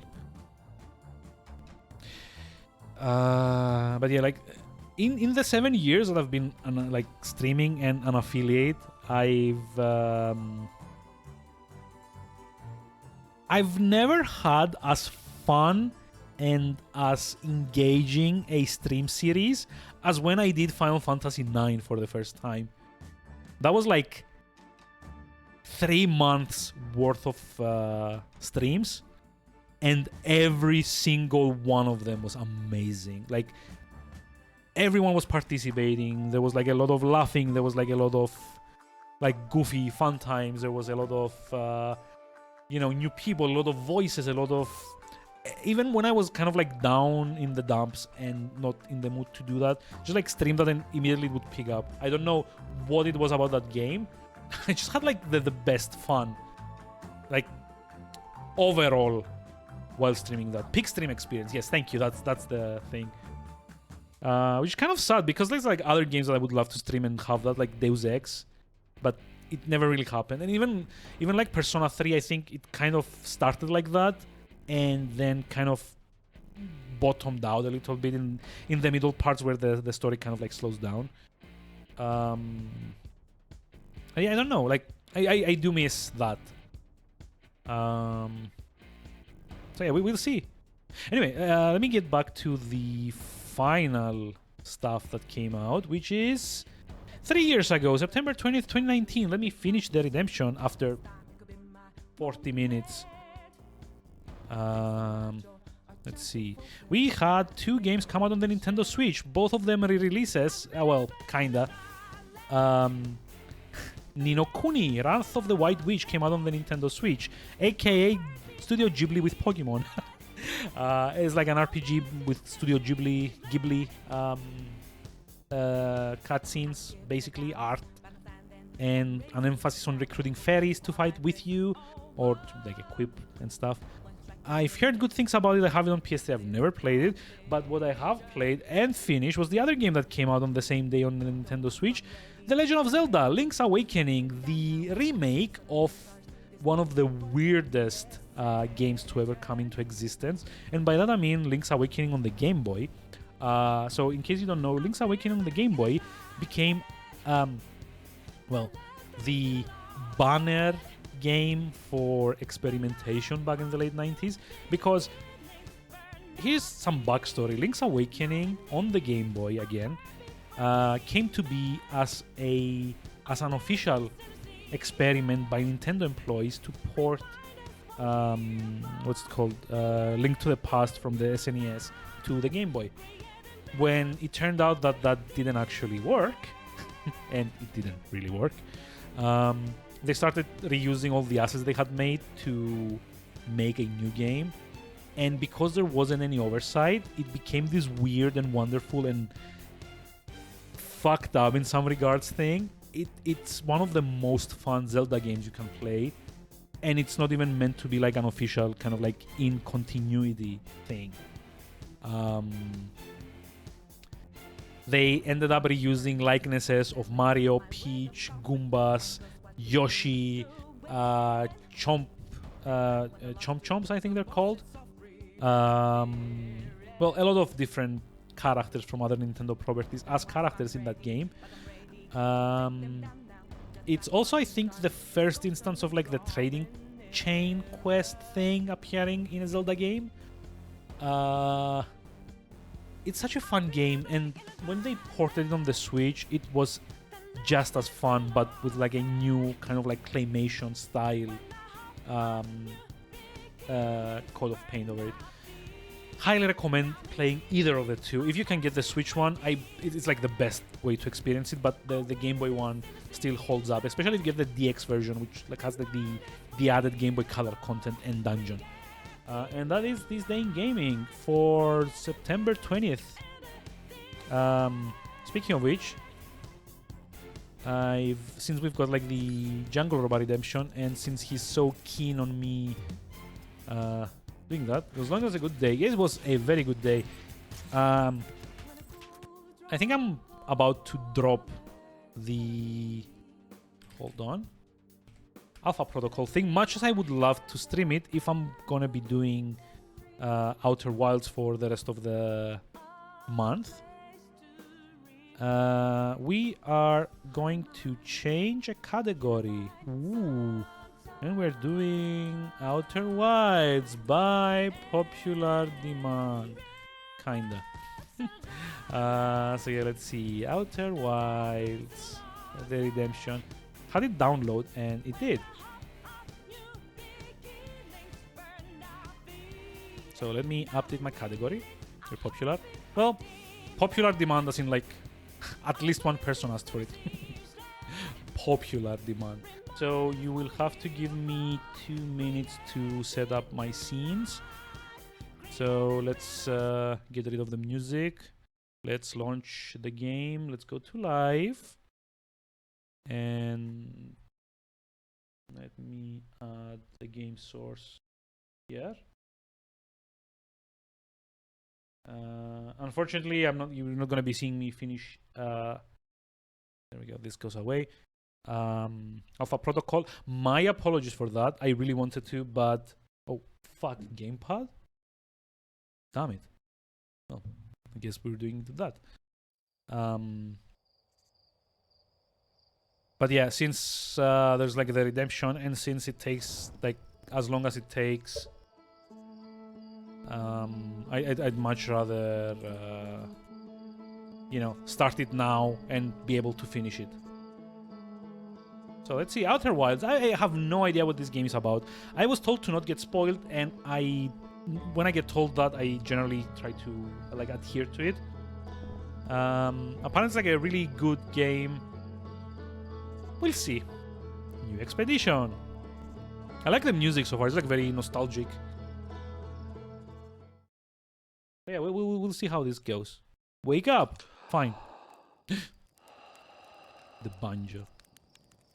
Game is best experience into it. Oh fuck. I need to put the no spoilers tag. God damn it. Hold on. We need to make some adjustments so that we don't get people showing up trying to spoil my fun, or your fun, I guess. Anyone's fun. So give me a moment.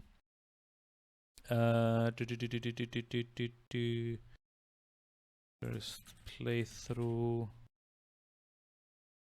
No spoilers. Oh, this game, especially with his, yeah, there is that as well. I get people loving a game and wanting to, you know. Oh wait, dropped frames. Oh, that's weird. Why do we have dropped frames now?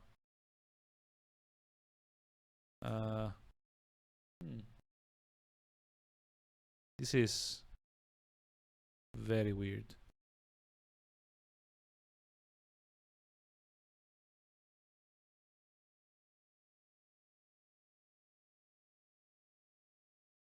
Maybe from launching the game. I mean, I hope that's the case, because honestly, my internet has been behaving lately, and I'm kind of... Oh, it's dropping more frames now. This is weird. My internet has kind of been behaving so far, and I really wanted to continue to do so. Since we're doing Outer Wilds, though, I kind of want to also plug in that the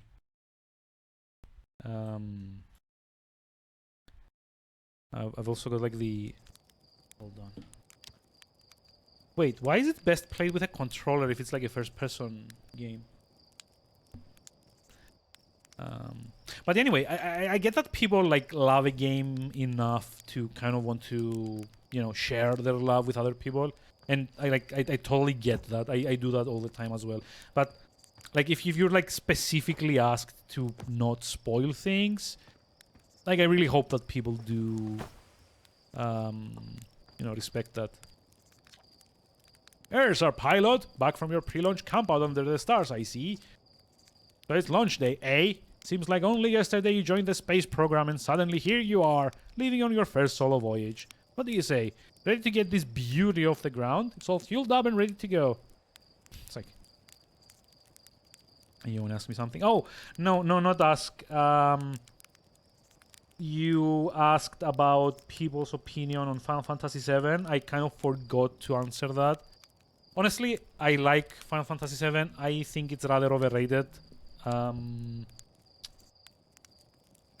I don't really see that as the best Final Fantasy game ever that some people tend to ascribe to it. It's definitely very, very flawed. I like it, but there's things in it that I wish didn't happen as they did. Ooh. Damn. That's like very nostalgic. Jesus. But yeah, I like Final Fantasy VII. I'm looking forward to hearing your opinion once you like get a bit more through it. That was only a problem one time, and then maybe a few times after that, but hey, no reason to dwell on the past, right? Anyway, you need to go get the launch codes from Hornfels at the observatory before you can lift off. Just bring those here once you've said your goodbyes or whatever. Not having second thoughts, are you? Okay, where are the launch codes again? Okay. Hornfels has the launch codes. Should be up in the observatory like usual. Like the fire effects. Yeah, I mean, it's like kind of like stylized, but in like a good way. Also, I think I probably need to lower the master volume a little bit.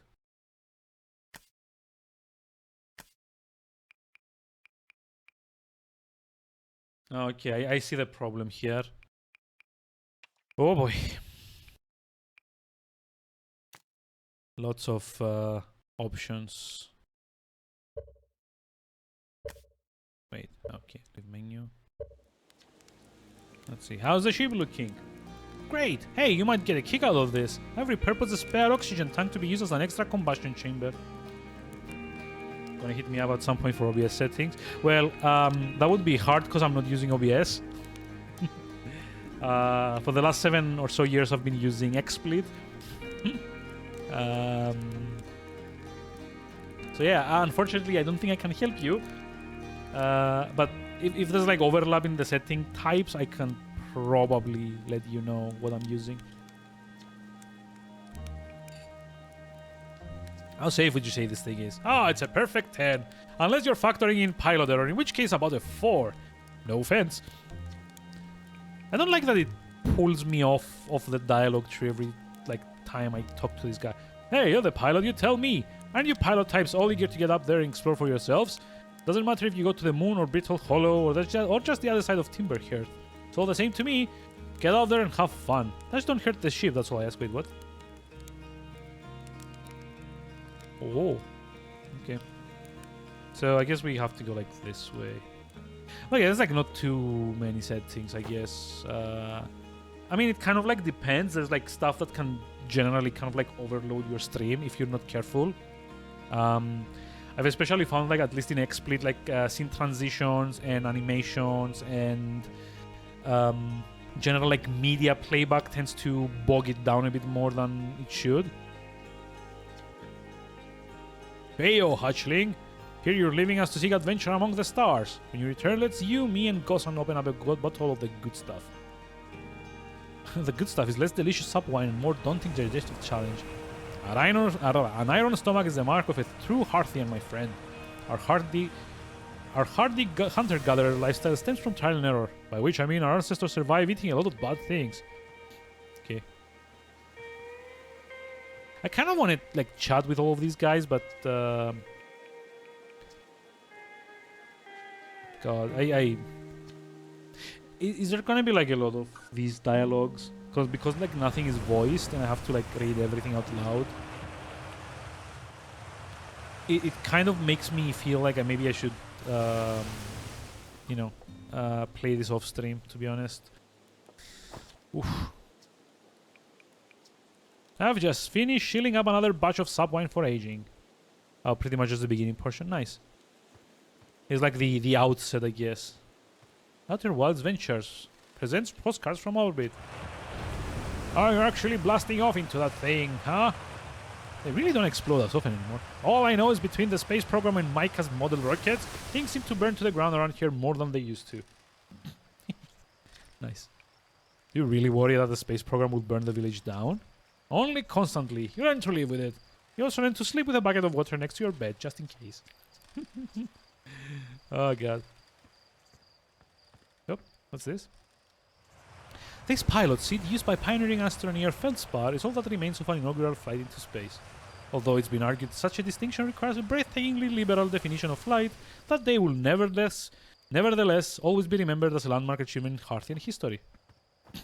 Okay. Wait, am I like part of like an alien race that just completed like their first like successful space launch? It's kind of interesting if that's the case.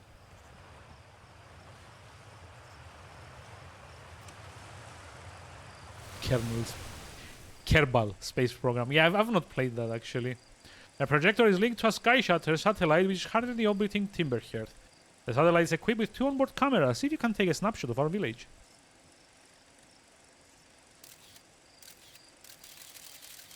Oh.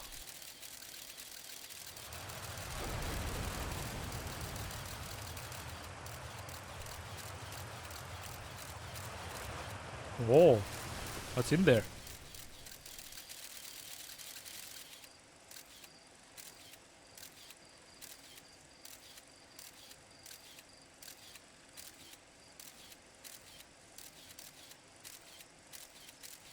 Where's the village anyway?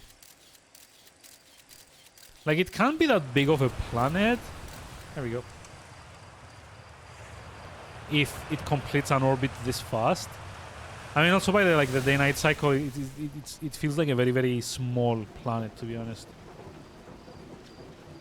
Ah, so it's launch day, huh? Hal's gonna miss you. Speaking of launch day, I was thinking about it, and the platform those ships launch from is getting old. So it's about time you built a new, less flammable one. That big tree in the village would be the perfect choice. I wouldn't mind helping out the space program. Just say the word. Nice try. We all know you have it out for that tree. What? No, I just think it's in the way and someone had to chop it down, you know? Specifically, me. You think this has to do with the time I fell off of it and broke my arm? That was when we were hatchlings. Who would hold a grudge for that long? That tree has it coming. Okay. This guy's a psychopath.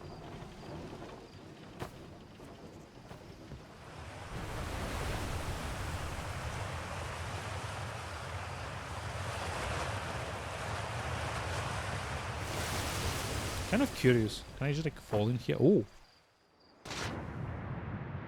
What the?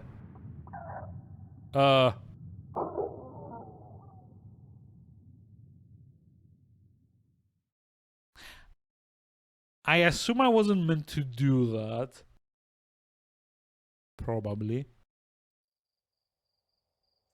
The end. Yay! I finished the game. Can I go back to... Yay.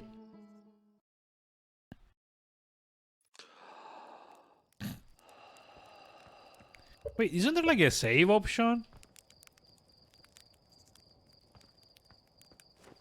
Do you like have to like infinitely restart if I like do dumb things like this? Ugh. Okay. Maybe we don't go up there. I don't like that smiley, by the way. that smiley worries me. That's like the smile that people use when they know something bad is coming to me and they can't wait to see me like stumble into it. Horizontal thruster.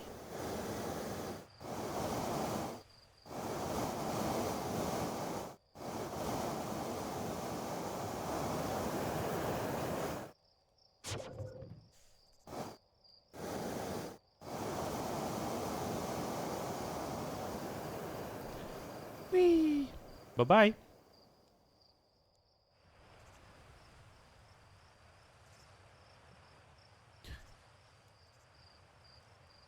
Wait. Did it go into orbit? Ah, did it go into orbit?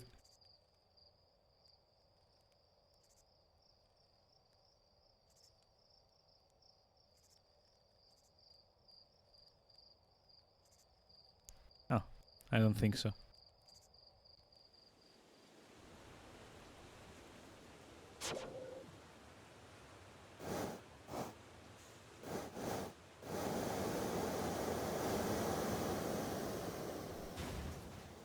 It's an achievement for landing that thing on the moon? Wait, what? Okay, I have to try this now. Don't? Wait, why?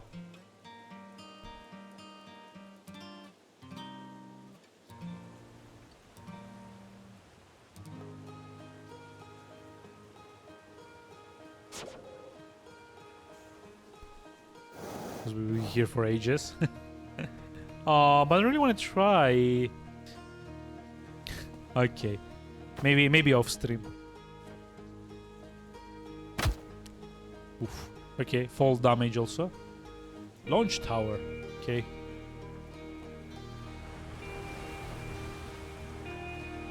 Let's go to the observatory.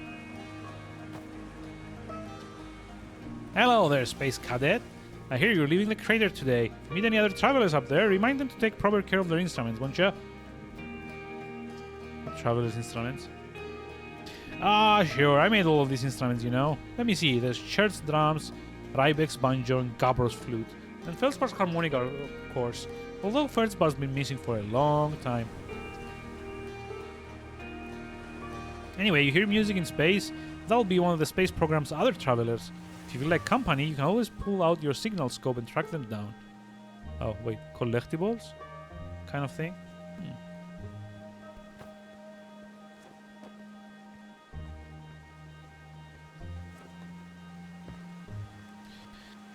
Well, I guess let's go to the observatory eventually. Galena? Okay, sure. Hello, astronaut. Hide and seek. Wait, signal scope. Galena enemy will hide with his radios and you use your signal scope to find us out. Last one to be found wins. Okay.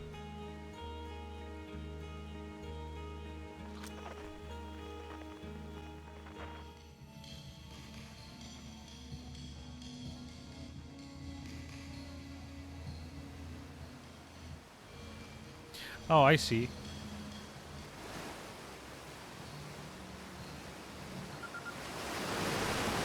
Hi.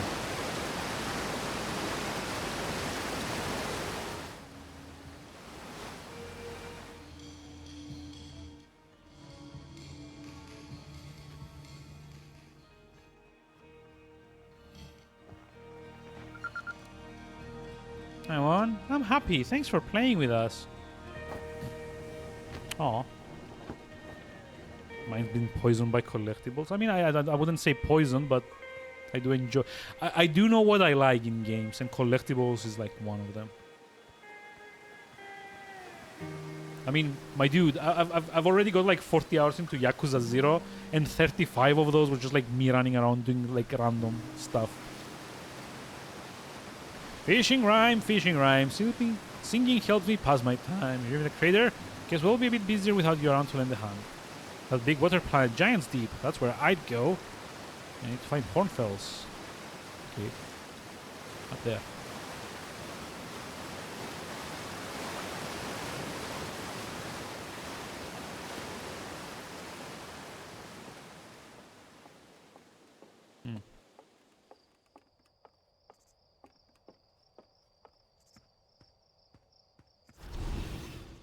Hi, astronaut. You know this patch of ghost matter inside this fence? Gosan said it used to be bigger when they were a hatchling, because ghost matter evaporates. Just takes a super long time to go away. I hope there's still ghost matter in the village when I'm a grown-up. Ghost matter is awesome.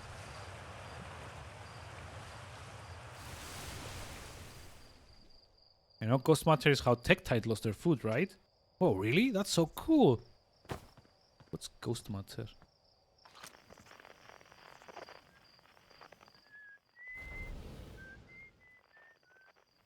Wait, what?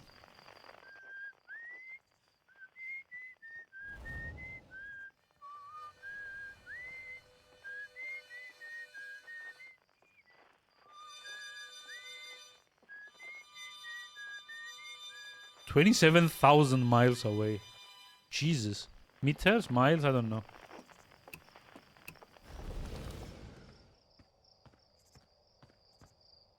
Zero G Cave. Hey, come to say hi to your flight coach before your launch. I got Zero G training set up if you want a refresher. Say me. Hey, I thought I might see you before the big launch. Little nervous, okay. Yes. That's what Slade says. So listen, there's a satellite, which is definitely not just a piece of broken mining equipment, set up down in the Zero G cave in need of repairs. If you're looking for little as me Zero G practice, head down the lift and into the cave. Or don't. Okay. Let's see.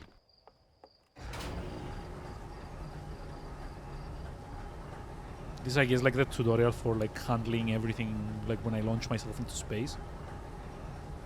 Wouldn't like be like the best plot twist? You go to launch yourself and like it explodes, you die, and that's like the actual end of the game.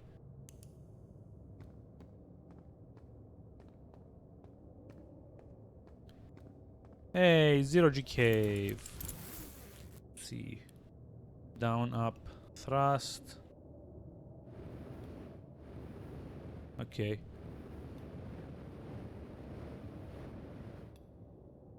I mean, it's not like really zero G though, if there's like gravity, right? Hey, nice of you to drop down here. Give me the dirt.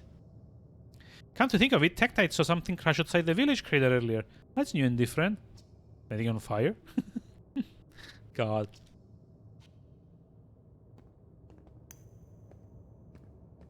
So far as impressive. Oh, nothing in the game is fake.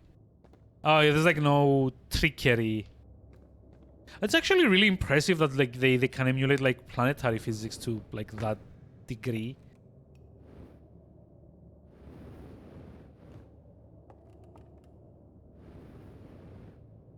Oh.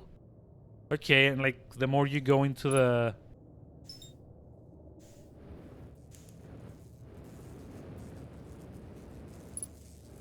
like much velocity as well.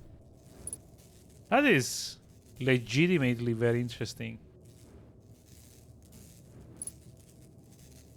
How do you repair it though? Oh, okay.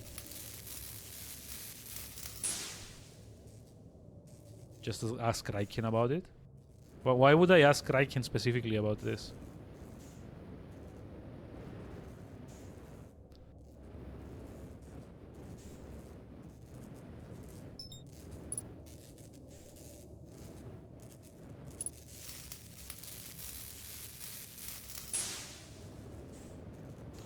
It's like the more I like play around in like the 0G, the more kind of like impressive like this whole like simulation aspect of it is.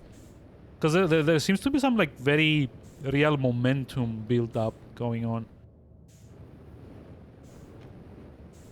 I use one of the like the. Oh yeah, but like, I mean, I'm not questioning that. I'm like, I don't feel like I need to like get confirmation from like that aspect. I can feel it myself, to be honest. Okay, so now to exit.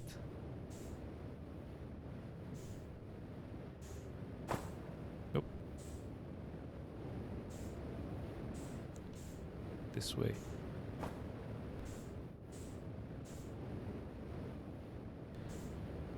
So I assume that in this case, what like ends up kind of like happening here. Ooh, hello. Nope. Come on. Sorry, I didn't mean to sound standoffish. I'm just like tired. I'm not questioning the like the validity of, you know, asking someone with game dev experience. By the way, I just like kind of like replayed it in my head just a moment there and like realized I sounded like a bit of an asshole. Sorry. But yeah, it does like the way momentum feels in this game is really good so far.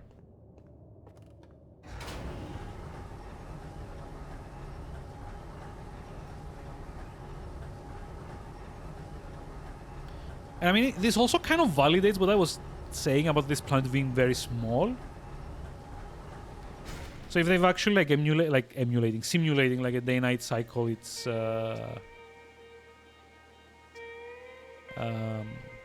impressive. You can actually see like the other planets up there. The observatory is that way. Okay.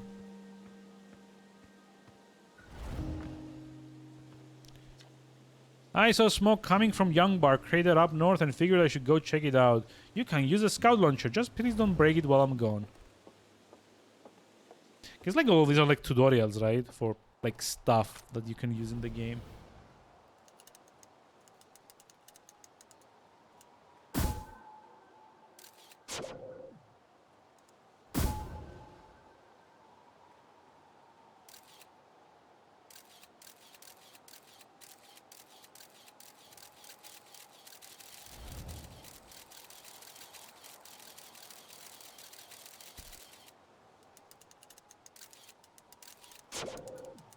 So I kind of wonder, is it possible to just like shoot this into orbit again?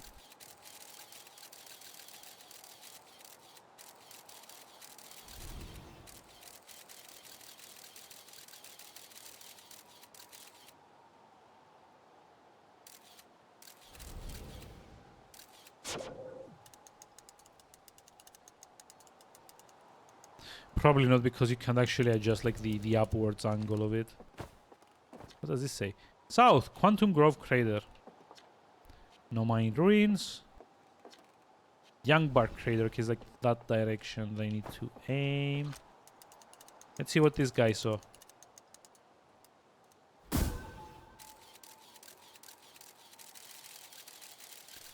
Oh yeah, there is like smoke. Okay.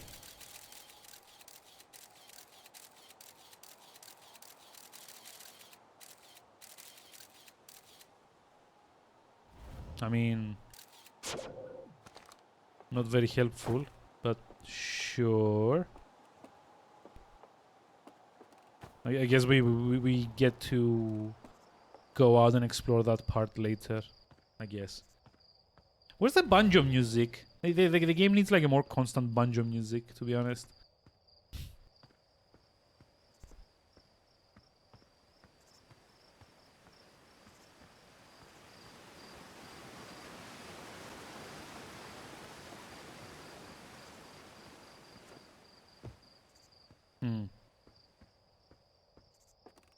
Okay, is this the observatory?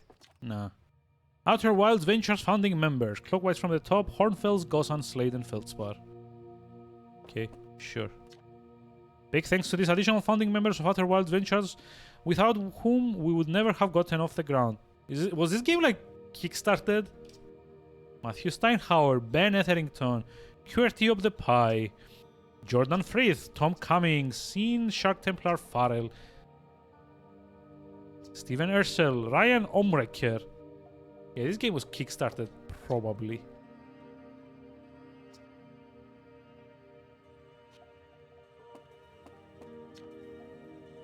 Hey, it's my favorite astronaut. Launch day at last, huh, buddy? The translator tool's inaugural flight too. I'm so excited, it's making me nauseous. Just think, you'll be able to translate any Nomai text you want. Anywhere you are. The two of us put a lot of hours into inventing that tool, so don't break it, okay? Oh, jeez, do not break it. I'm terrified.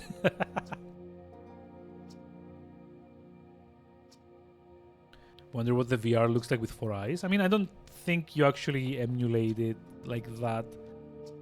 Especially considering like the camera is like in like regular 3D. The piece of Nomai writing was essential to decipher their unique language. Although this text is really linear, Nomai text often branches off from a central point. Interestingly, each branch tends to be written by a different author. Oh! Wait, hold on. We're nearly ready. Felix and I have finished construction, and she says calibrating the device won't take long. Fortunately, the atoll rock's lack of atmosphere will make calibration simple. After all, this time I'm thrilled to finally resume our search.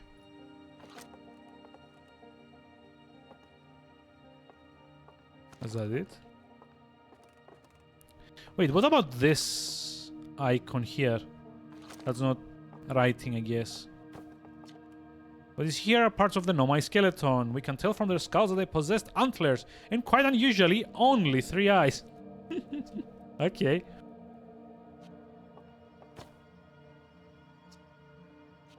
Okay, I'm curious. What is this game classified as?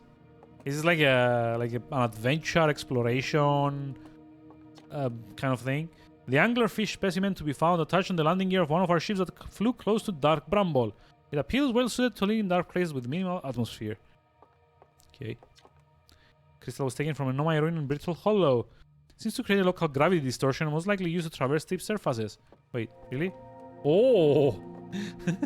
Okay. Let me drop.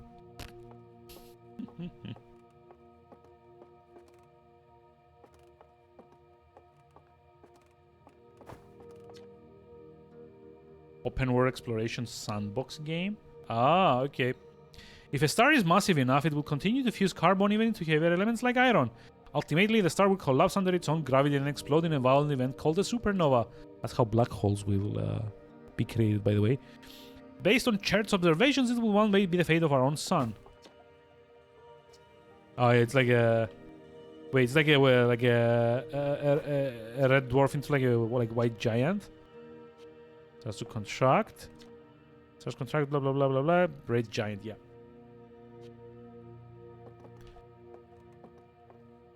Coming soon. What's this? Future side of our next exhibit. Okay. What about this?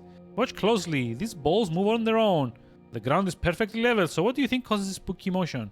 The answer is the moon. As it orbits our planet, the Atherlock's gravity puts... Oh shit, it actually does. Nice. Wait, is this like gravity simulation with like the moon? Or is that part like kind of like trickier here?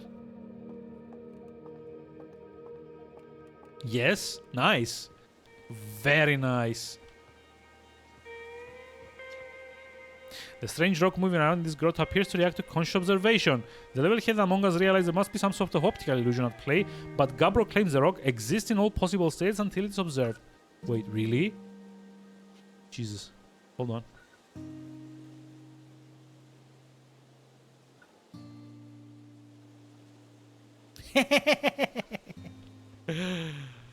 Oh, wait. Is this like quantum rocks?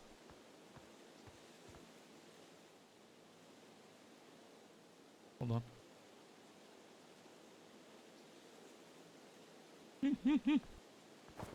Okay, so what happens Oh, it just doesn't spawn on this one. Pity. I was wondering if they had like tried to like simulate quantum entanglement as well. That would have been, well, revolutionary actually. Imagine like physicists and like theorists trying to like solve this for like years, and then suddenly like a game comes along and like simulates it like that. Hey Raven, hi, how's it going? How are we doing today? Also, let me. What was it? Long time no see. How is everything? I think I need to sit down. God. There you are. I just finished pre-flight observations and local conditions are good. Time to get our newest astronaut off the ground. And you'll be the first astronaut ever equipped with a Nomai translator tool. I confess, I'll be giddy all day just thinking about it. We're better equipped than ever to unravel the mysteries of the Nomai. You and Hal should be very proud of your work. Let me see. What's your plan? I don't know. God. You need help getting started, you can visit Esker on the moon. They're alone on the atoll rock most of the time, so I'm sure they'll appreciate it. Oh, okay. Like my first objective. Fuck it, give me the launch codes. I'm like curious to see. Oh. Wait a minute, what? Ah. Wait, they actually have like twins as well? Binary system. Oh, I need to go visit that. Gravity is gonna be fun. So yeah, a binary system is when two planetary objects exist in perfect equilibrium around a third object. Also, I don't know what this is, but I guess we'll find out. Been good, about to shower and make din din. Nice. Having shrimp ramen. Actually getting a bit hungry, to be honest. Enjoy though. Thank you for dropping by. Close lantern.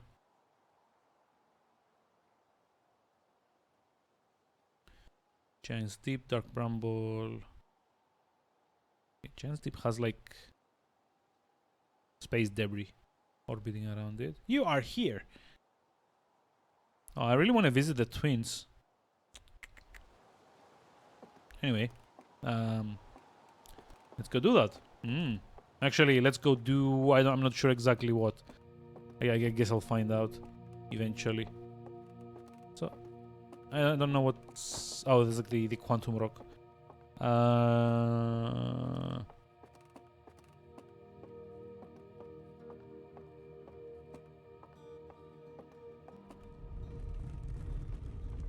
What the? What the? Excuse me?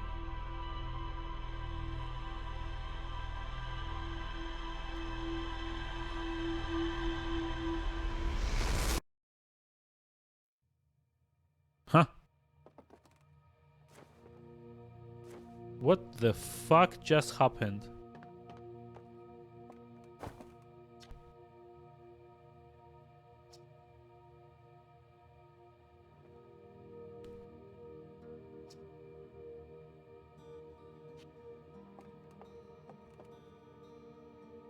I'm confused.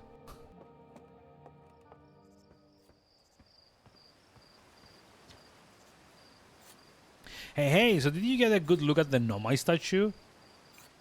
Statue was glowing. Why was it glowing? Wait, whoa, the statue was doing what? So its eyes open and then you saw images of your own memories and glowing lights flying around? I mean, like a hallucination? Are you sure you're okay to launch? Like, medically speaking?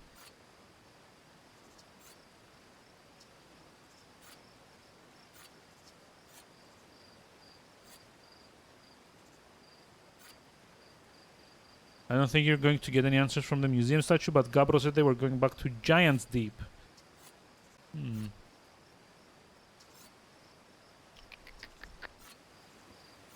So many options. Kind of want to go visit the twins for start, but I guess you probably need to go visit the moon first to get like the other guy to explain stuff to you. Yeah, look at how fast the orbit is.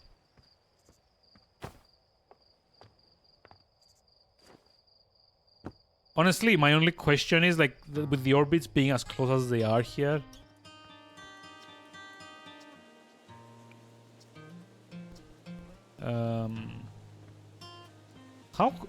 How are they even keeping like this equilibrium with one another? Feels weird, you know? Punch codes. Like they're like a bit too close to one another. Like did they actually like simulate all of this so that like it would keep the equilibrium going? Like it feels like they're slightly too close to one another to not be, you know, smashing, kind of like getting like the orbit like elliptically. Oh, gravity is exaggerated. Oops, sorry, I kind of like peaked the microphone here. Sorry about that. Just noticed. Gravity is exaggerated at small distances. Yeah, I think that's probably like normally. I'm like by no means an expert on this, but normally you'd need like much larger distances for everything to keep balance with one another. Because like if the sun was like this big and this close to like whatever like planetary body you were on, the pull it would exert would be enough to well, slowly at first, and then like it wouldn't be like a perfect circle, right? Yeah, with real gravity everything would just smash together. Like everything's like way too close. But then on the other hand, you couldn't actually have like a game. Oh, wait, am I gonna see like a eclipse? Am I gonna see an eclipse? Please tell me they code eclipses into this. Please. Yes. Although the moon is like way too small for that. Yeah, the moon is way too small for that. Like with IRL distances, this would have been like a lunar eclipse here. Oh wait, like a solar eclipse, sorry. But yeah, like you need like a lot bigger distances for everything to kind of like balance out. Little Scout, see beyond the horizon. Illuminate dark areas, detect hazards, test the environment. Okay. Health and fuel full. Okay, that's like where we restock. Oh, this is like the crystal that keeps gravity inside the ship. Ship's log.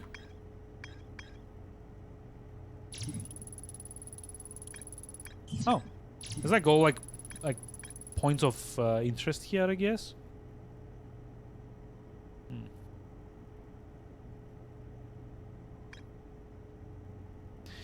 Came at the very center of Timber Heart, used by her wild ventures to train new astronauts. Okay. So I guess we get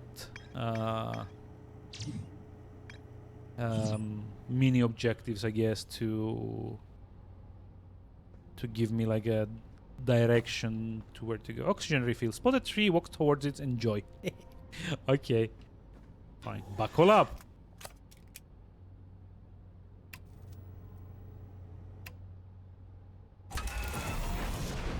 Let's do this. Bye-bye.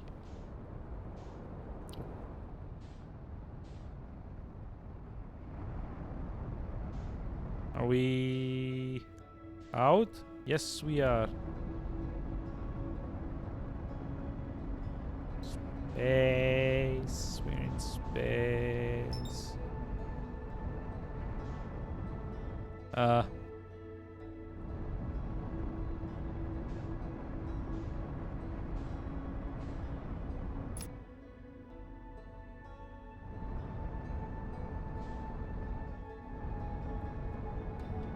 To fly into the sun. Yeah, I'd much rather avoid that. Okay, let me see if I can figure out how to. Oh, engage autopilot. Okay. Yeah, I was about to say, but there's like autopilot, so maybe I don't really need to. Oh.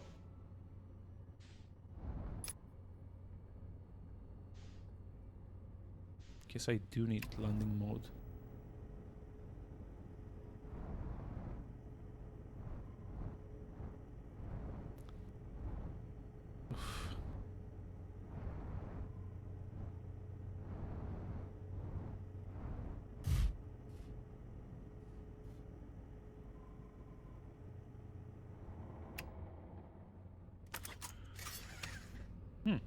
That was easier than expected. Hey, I didn't crash my first landing. maybe I need to get back to playing Elite now. That I can actually land something on something else.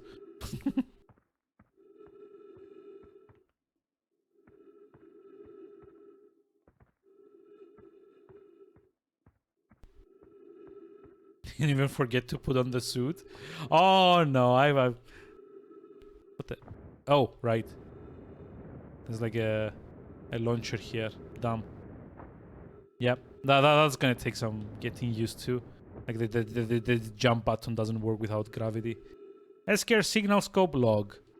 Day 48. Still not picking up Ryback's banjo from Brittle Hollow. I'm sure they're fine, but I'll feel better once I can hear the music.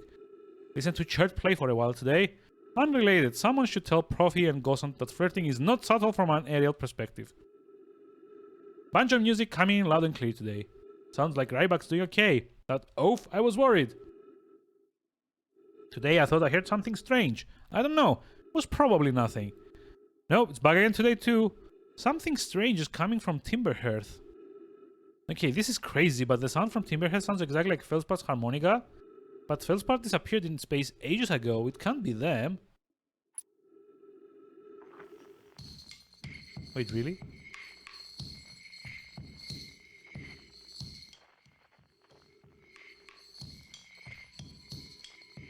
There's like drums.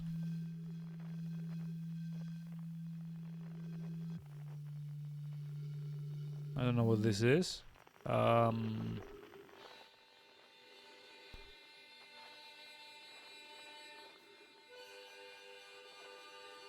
Sounds like a harmonica, alien sex noises. How about there?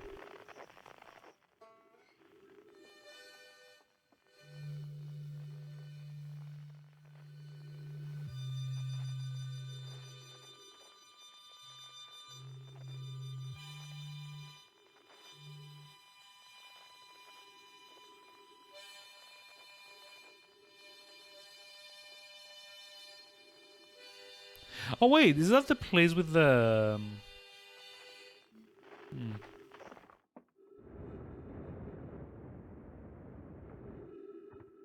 Also, here's a question. Can I launch myself into space by accident? Because I'm pretty sure I'm gonna do it at some point by mistake.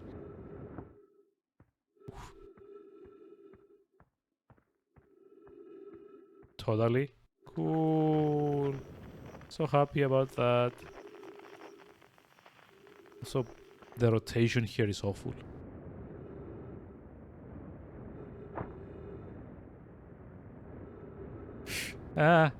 Don't do that.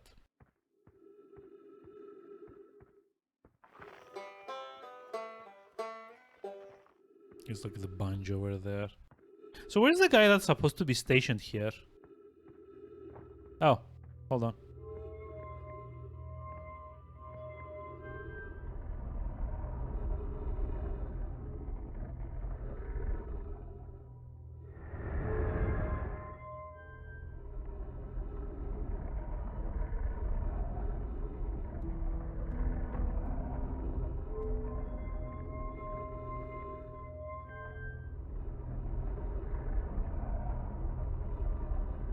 This feels dig-ish. I mean, it does.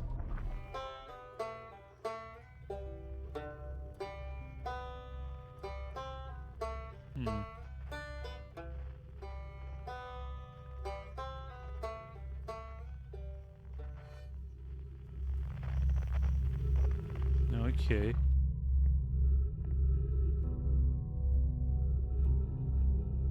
So I think this is like giving me objectives for where to head.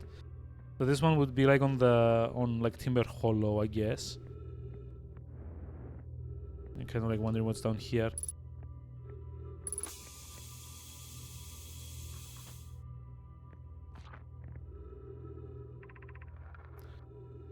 I was upstairs testing the eye signal locator, and I can hear and follow the signals from the sun, Giant's Deep, and Brittle Hollow. However, something strange happening when I ask the eye signal locator to follow the eye signal. The device indicator rotates wildly and never points to just one direction. I see. I most likely calibrated the locator incorrectly. Privet, my apprentice, and I will make adjustments and try again. An update. Disappointingly, everything is correctly calibrated after all. It saddens me to posit this, my friends, but I believe this locator cannot detect the eye signal. We need to build a more sensitive device if we want to locate the eye in the universe. Then we will build it. Don't lose hope, Cassava. Our search for the eye is what brought us, our clan, to this place. We won't give up so easily. What's about this one? Okay. Ship log updated. What are all these, though? Pick up scroll. Wait, scroll? Oh! Untranslated Nomai writing. Where should this new, more sophisticated locator be built? It may need to be larger than this eye signal locator is. And Nona and those from us originally stranded on Ember Twin built a quantum moon locator there, but the heat of the sun made its construction challenging. Southern Glacier on Brittle Hollow has ample available space. I could construct a new building to house this proposed location. Okay. Brittle Hollow, South Pole. Okay, so we get the...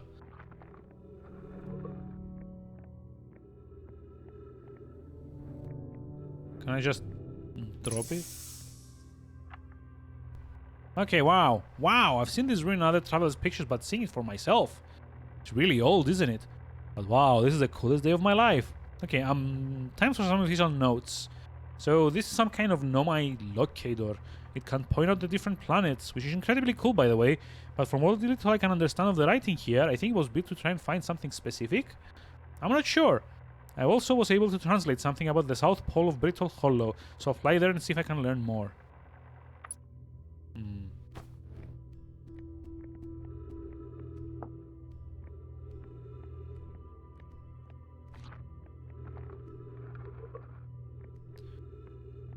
So wait, can I just like put it in here and like the same text?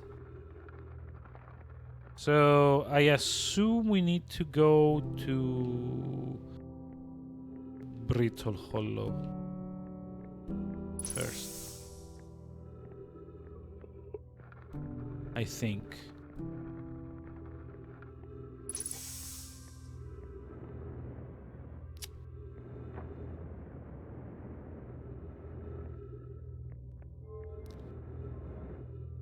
So I'm trying to remember which one Brittle Hollow was. As the one with like the... Yeah, the flaming planet orbiting it. So it's that one over there, right? So the banjo.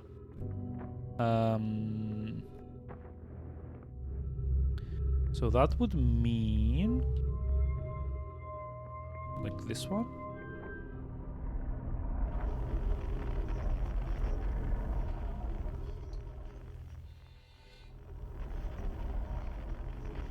Oh, no, wait. Not calibrating. This is the eye. This is what they're looking for, right? So it won't calibrate for that, but... I think it's like this one, maybe?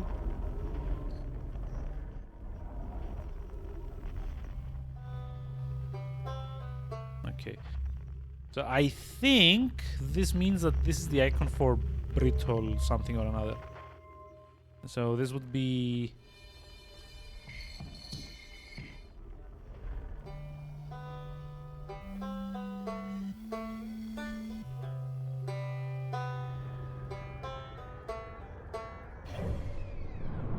This would be Brittle Hollow. It's a Giant's Deep, I guess, which makes this one like our own planet. Wait, this is just like the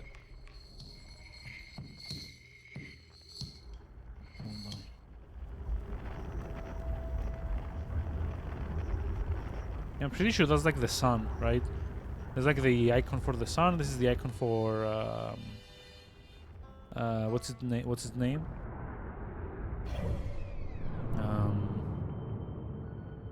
Giant's Deep, and the other one's for like Brittle Hollow. Hmm.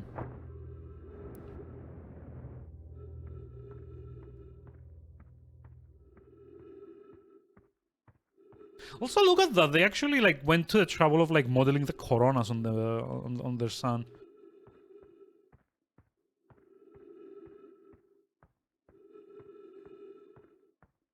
Like, geez, just like imagine like some kid playing this game and growing up to be an astronomer. How cool is that? Also, where did I park my ship? Where did I park my ship? That is like the real challenge here.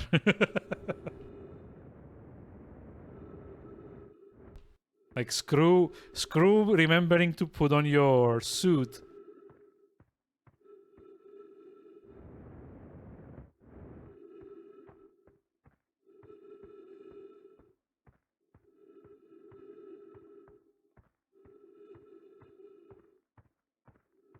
At least I can see my trail. Yeah, but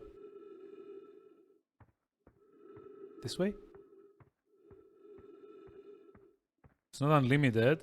No. But there we go. There's the ship.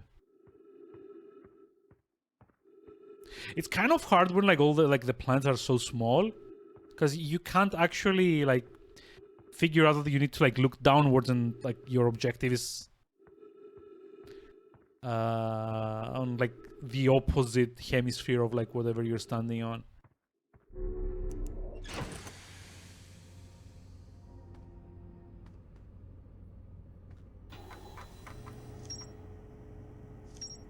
Oh. Okay. So I guess these are like all the objectives. Rumored entry, Gabro. Hal says Gabro went back to Giant's Deep to try and learn more about the Nomai statue in the observatory.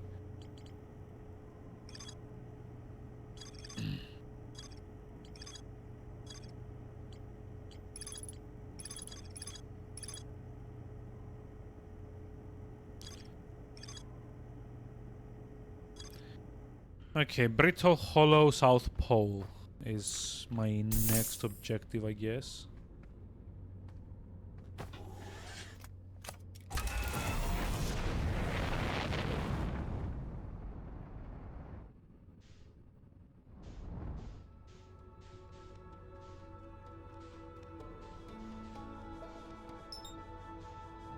Okay, that's the Brittle Hollow over there. Let's see if I can manage to do this without crashing into the sun.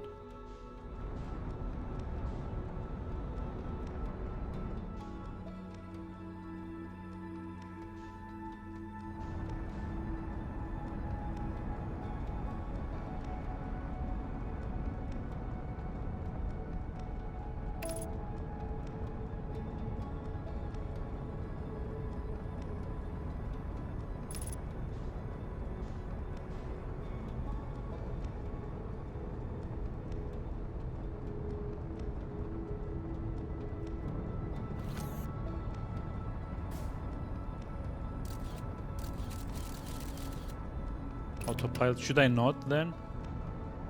Fine. Well, let's do it without the autopilot.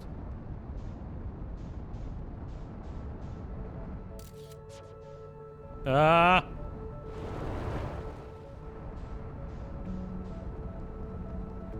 That's close. Sounds kind of blood red.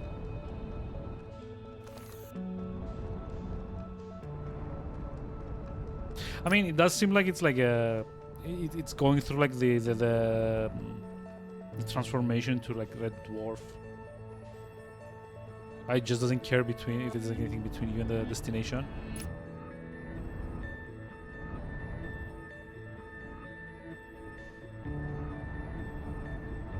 Also because of where I'm standing. Wait, standing where? Oh, holy shit! No. No, no, no, no, no, no, no, no, no, no, no, no, no, no, no. That's like a black hole. I'm fucked.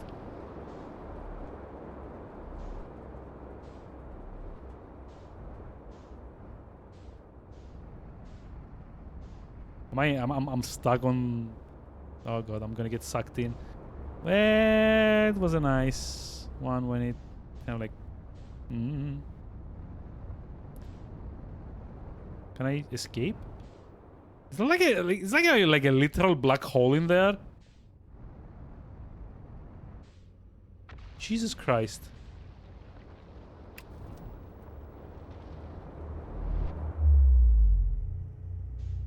What the?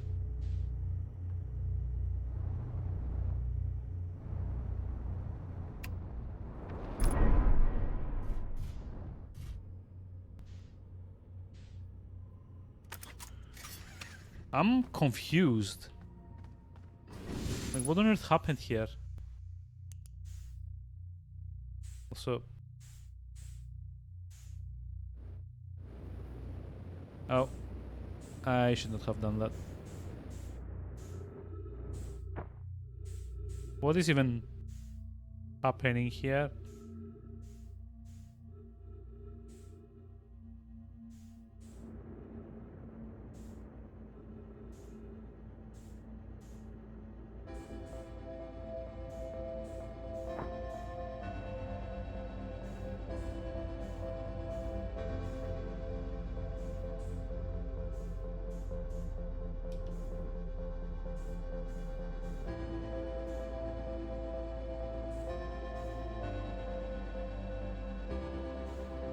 Hey, hi Rooks, how's it going? How are we doing today? Yeah, that was already mentioned. I don't think I watched any of his streams though. Thankfully. No.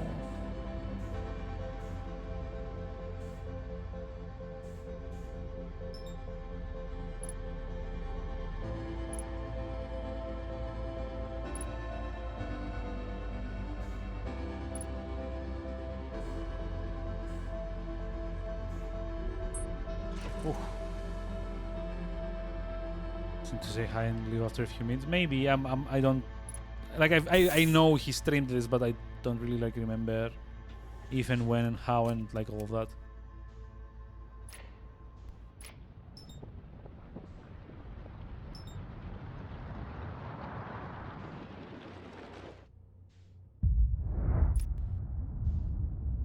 I don't like what? No, I said I know that he streamed it, but I don't remember ever dropping in. Wait, electrical systems? Oh jeez. Wait, is that why I can't land?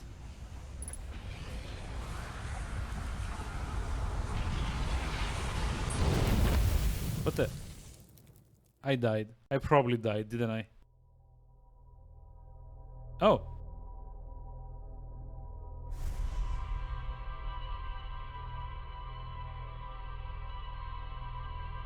No, I think it's just like something story based.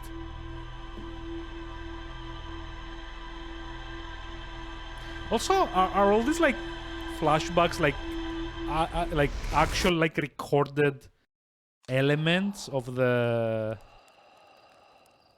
what the of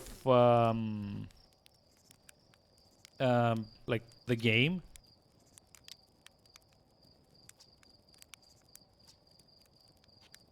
Oh. Huh. Guess I did die. This is confusing. Like very confusing actually. Tripping? Yeah, probably. That's like one way of putting it.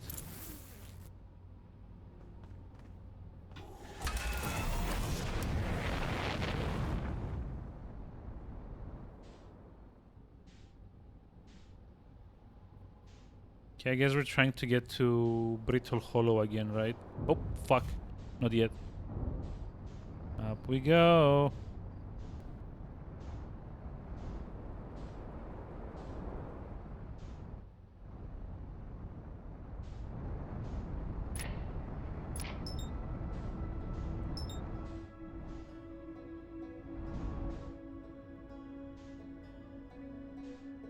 Okay, where's Brittle Hollow?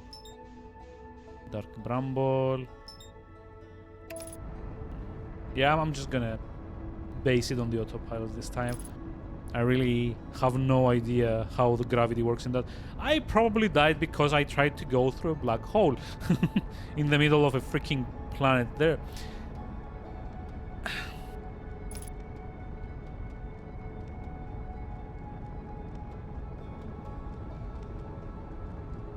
Wait. Oh, wait, it's like only one half of it is cracked? That's weird. Let's see. It's trying like much velocity.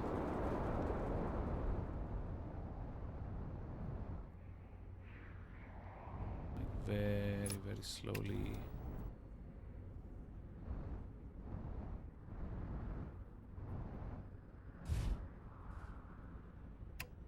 There we go. See? Didn't get sucked off into space this time. I think. Oh, holy shit. I assume that was meant to be pasted in Discord. Does not work well on the pasting Discord. What the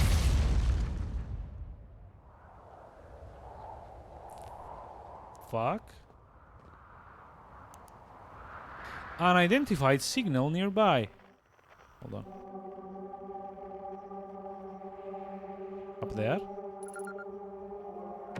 Tower shard. Frequency discovered. Quantum fluctuations.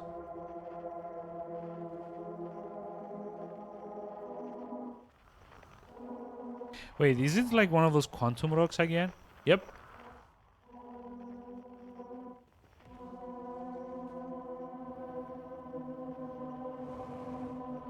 But apparently now I can track them. Oof. Plume, Felix, and I have determined this a typical shard of rock is the reason objects in this grove are behaving in a quantum matter. The only other object we've observed displaying this quantum behavior is in the wandering moon. I imagine the moon's behavior and the groves are related. In her note from earlier, Felix mentions this strange type of rock isn't found elsewhere on Brittle Hollow. What if it's in originally from this planet? Hypothesis: this quantum shard is from the wandering moon. Perhaps it's even for a small piece of the moon itself. Of note, a unique signal is coming from this shard. Curiously, our friend in the wandering moon sounds the same. Also heard the same signal in this shard produces calling out from Giant's Deep, Timberheart, and the Hourglass Twins. Suppose there are other shards like this one. I mean, probably.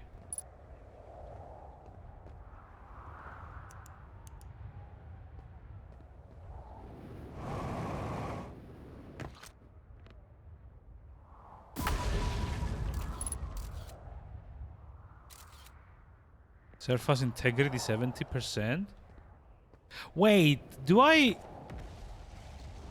Oh. Is this like some kind of like time travel thing? Like, do you like... Oh no. Oh no. Are we like dropping more frames by the way?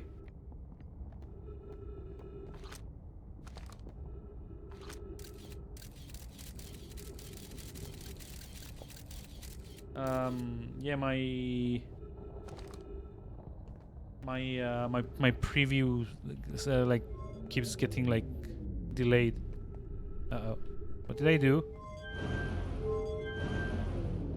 Elevator? I guess? Yes.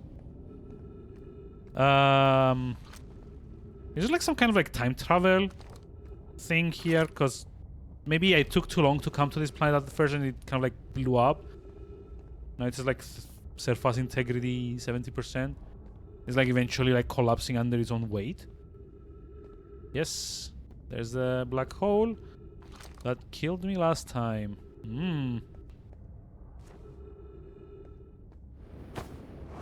No! Well, fuck.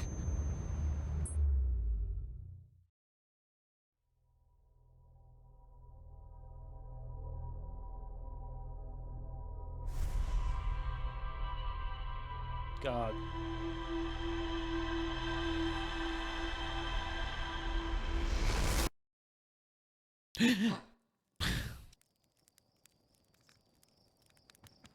What the?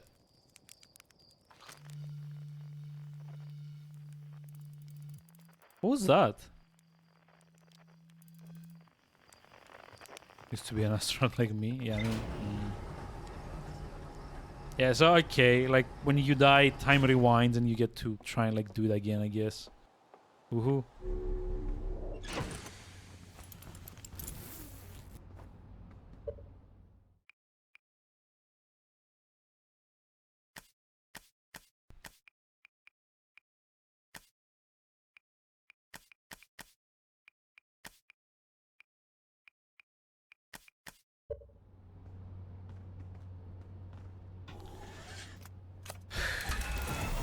Off we go.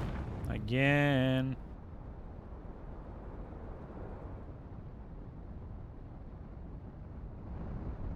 So I'm going to assume a few things. Since the game actually has like quantum entanglement in a way coded in. Dark Bramble, where is it? I'm going to assume that like one of the big secrets is that the Nomai people have kind of like become like quantum entangled or something. And this whole series of me dying and respawning is actually fuck. Hold on. Yep. Autopilot damage. Lovely.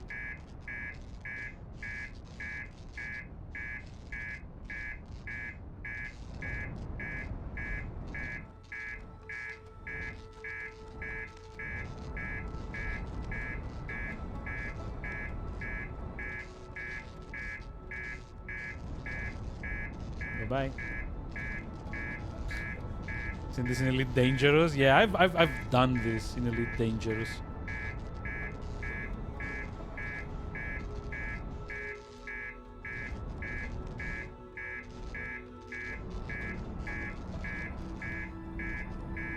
I mean, the landing gear is damaged, so I don't think I'm actually like, doing much of anything. Come on. Ah, there we go. Out we go. Time to start fixing things. Can I fix things? Jesus. Oh, come on. Not like that. Wait, did you just like park it in such a place that I can't go outside like the other part of it?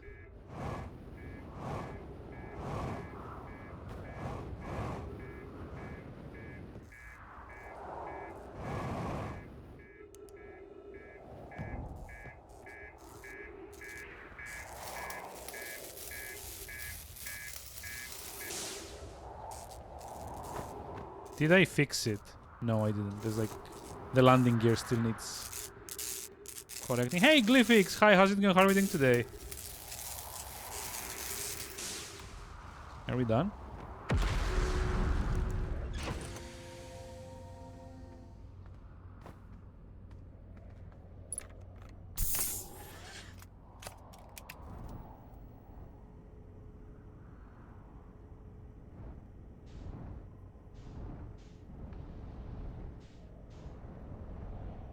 Oh, should probably like try and like land it like this. There we go. Much better. I'm okay. Like very, very tired, unfortunately, but other than that, fine. So again, my general assumption is that like these Nomai people are kind of like doing like existing and not existing, I guess. Quantum, something, and they're trying to get you to do the same thing. Quantum fluctuations. They probably unlocked the secrets of existing in like quantum something or another, and all of the dying and respawning that you do is to get you, like one version of you that has like all the knowledge to solve this. Try for a good reason. Work. I don't know if that classifies as like a good reason, but there's like a reason.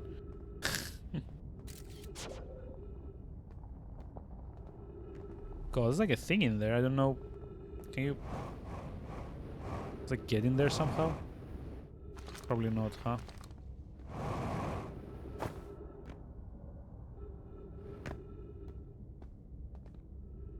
Fuck capitalism. I mean, yeah, there's that.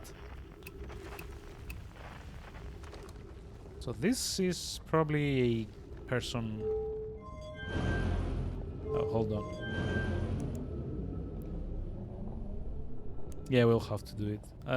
That's like the annoying thing.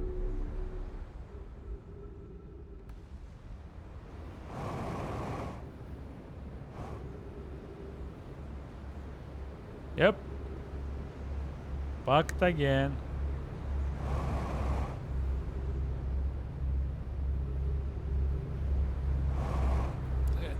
No. Oh boy.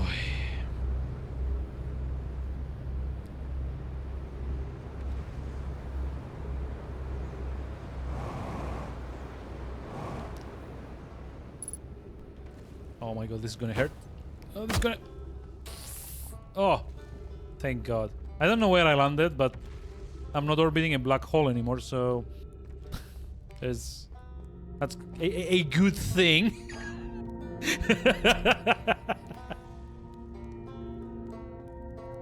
So, my question here...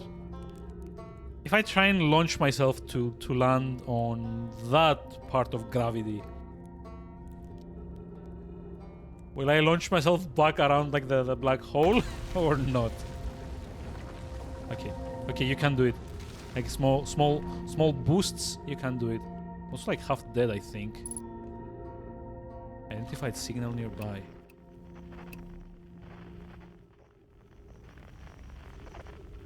Wait, here? Well, that was deeply unpleasant. I made it this far, though. I guess that's the part to focus on, and not how I eventually get back up that path. I'll just, like, die. Good luck, good luck. Hey, Archie, hi. How's it going? Wow, this place sure is something. Looks like the Hanging City is north from here. Wait, and is this a gravity cannon? Wait, excuse me.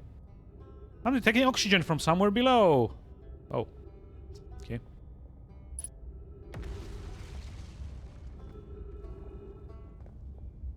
I don't know what this means. The Hanging City.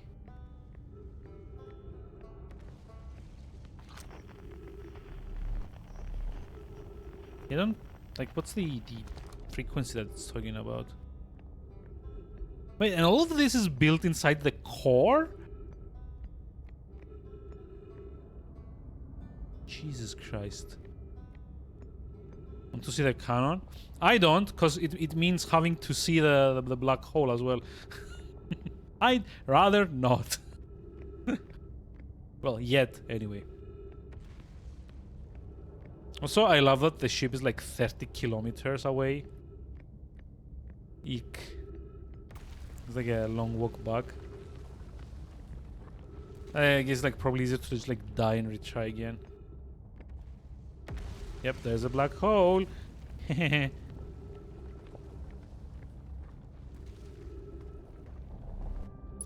Oh. Wait a minute. Black Hole Forge District. Ice Shrine. Wait, Ice Shrine?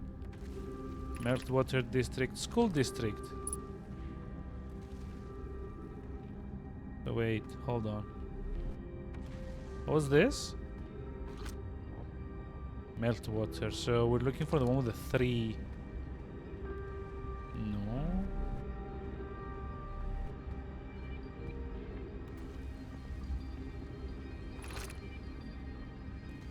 Black Hole Forge controls. Okay, I'm curious. Is there like a way to turn off the black hole? No.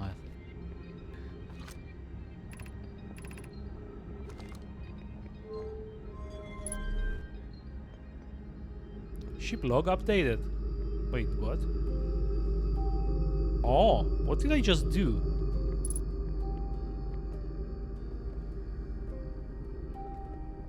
Also, there's no oxygen here. Lovely.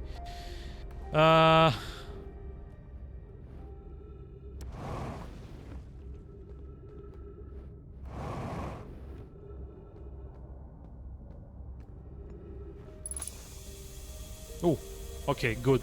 There's oxygen here. At least I'm not like immediately dying.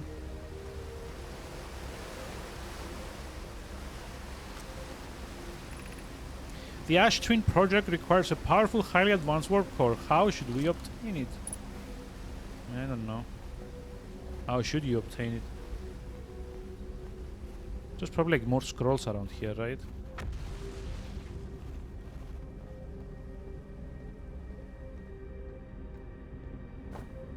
Aha! Yes. Let's go read like the alien civilization's life journal.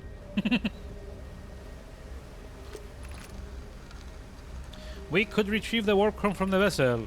The vessel's warp core is broken at best. Recall those present when the vessel crashed itself sustained lethal injuries. There is no guarantee reward for this risk. Perhaps we could still repair it. My grandmother told me there was little time to assess the nature or extent of the damage. Even if it no longer functions, the old core could be a valuable blueprint, provided we're able to transport it back here. This would require a return to Dark Bramble. Plume said many good nomai perished there. My mentor and his old mentor once discovered and studied an anglerfish fossil on Ember Twin. Using that knowledge, we could avoid the anglerfish entirely. I remember the anglerfish fossil. We used to play in Fossil Fish Cave when we were children. What Melora and I learned from that fossil would theoretically help us evade the anglerfish, but our hypothesis was never tested on a live specimen. Okay, that's new info. It's like getting like all this random information that I have like no idea what they even mean.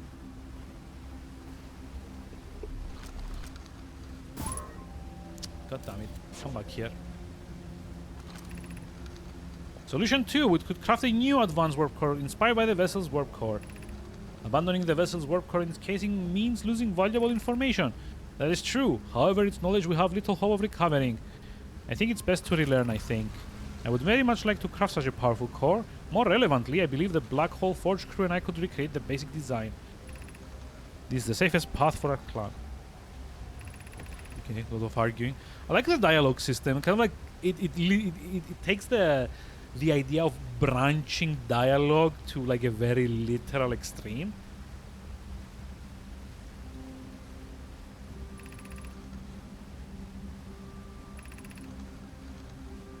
No, my Twitter. I mean, it's not even like Twitter because like it's all like branching out. What the?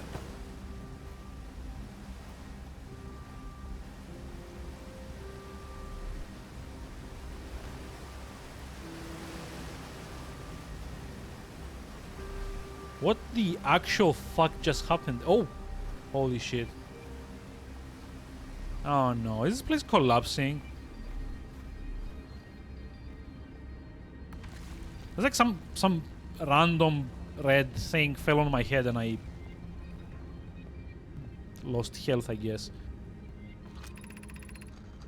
Feels strange trying to create a known as warp core without him. At times, it still feels strange to no longer be his very young apprentice in the black hole. Blah blah blah. Okay. So always feels strange, even though my time with him was short. I miss my old mentor and deeply. I have a chance to try thrilling, but I don't want to disappoint anyone. Okay. Blah blah blah. Kind of give my best. Sorry, I'm kind of like speed reading through these because there's like a lot of them.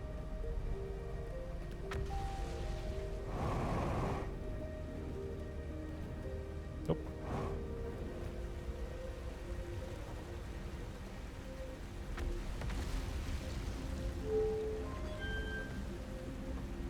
Oh. Okay. Lift. Up, up, up, up, up. Up we go.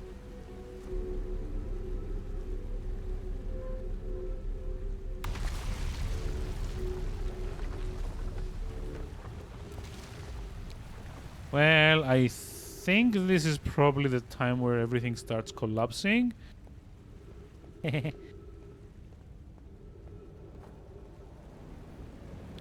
No. Oh, God. Almost died there for a moment.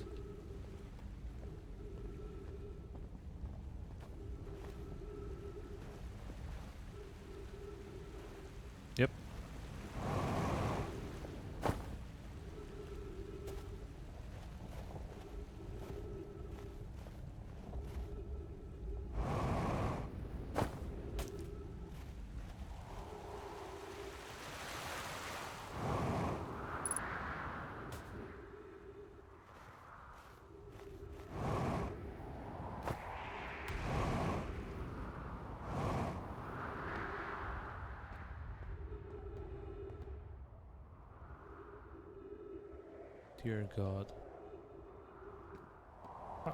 Wasn't there like a thing to select what like the integrity of the planet was?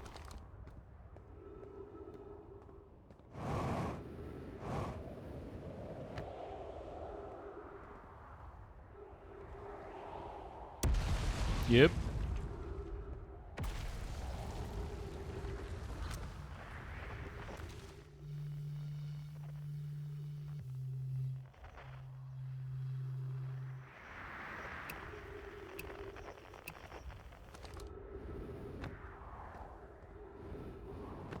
Yeah, I don't even know what I'm doing.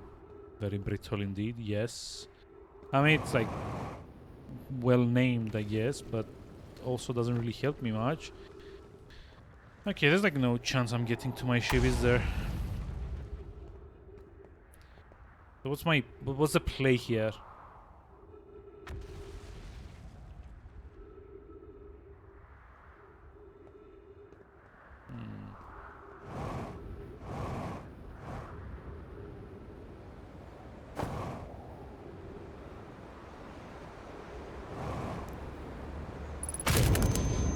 Yep.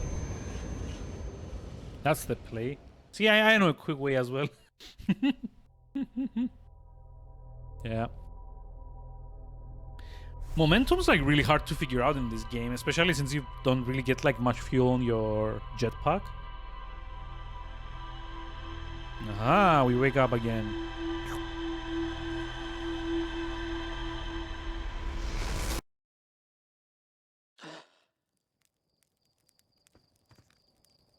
Guess now with the knowledge of the Starforge.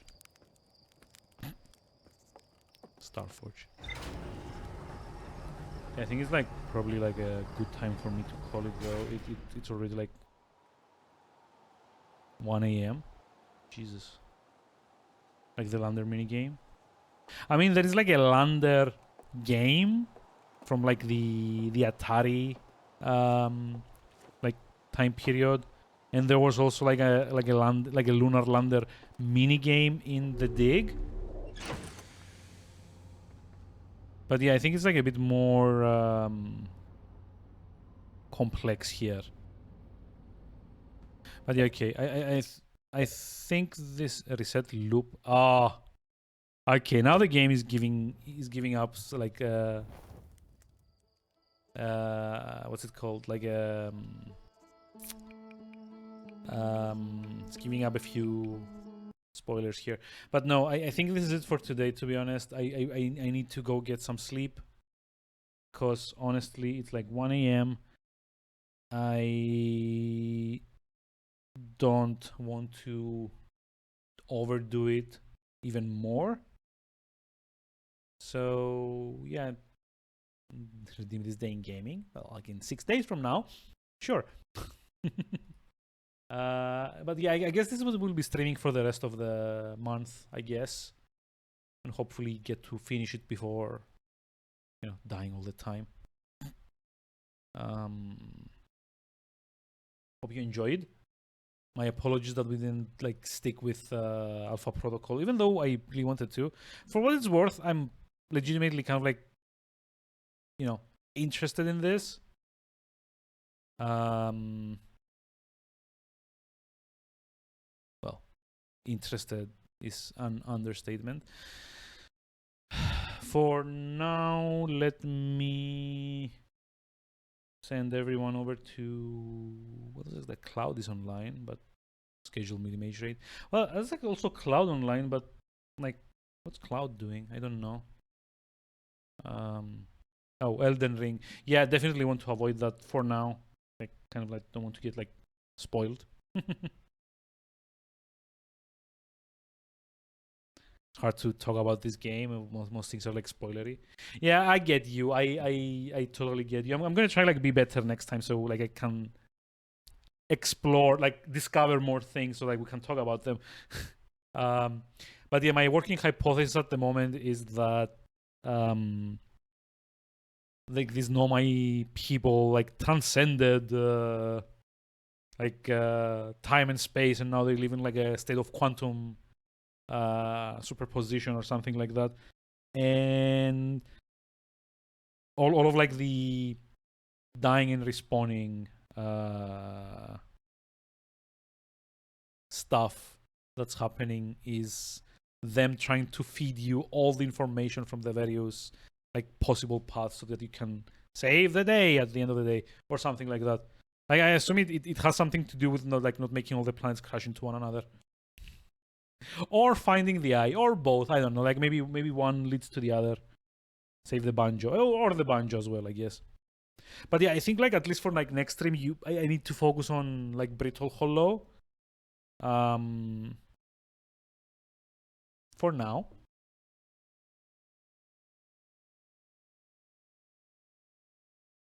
I think it's probably like better if you kind of like focus to like see like all the stuff that you can figure out on like anything like on any given planet, without kind of like branching off to other places.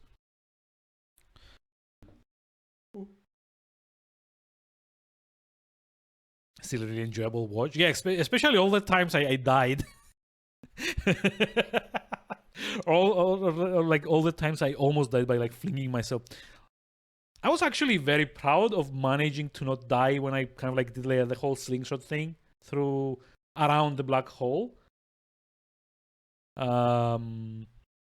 Especially the part where I didn't die at the end. I was the best. Like imagine if I played this while not being like exhausted. But yeah, generally what happens is like I get off work at 5. I make it to home to my my apartment at like 6-ish, and then I have to work for another couple of hours overtime for that overtime thing that I'm doing. So what you're seeing here is 10 hours of work and 0 rest in between. Basically. Just like maybe like a 20-minute long lunch break. So yeah, it's very tiring. So hopefully it's not gonna drag me down all the way by the end of the month.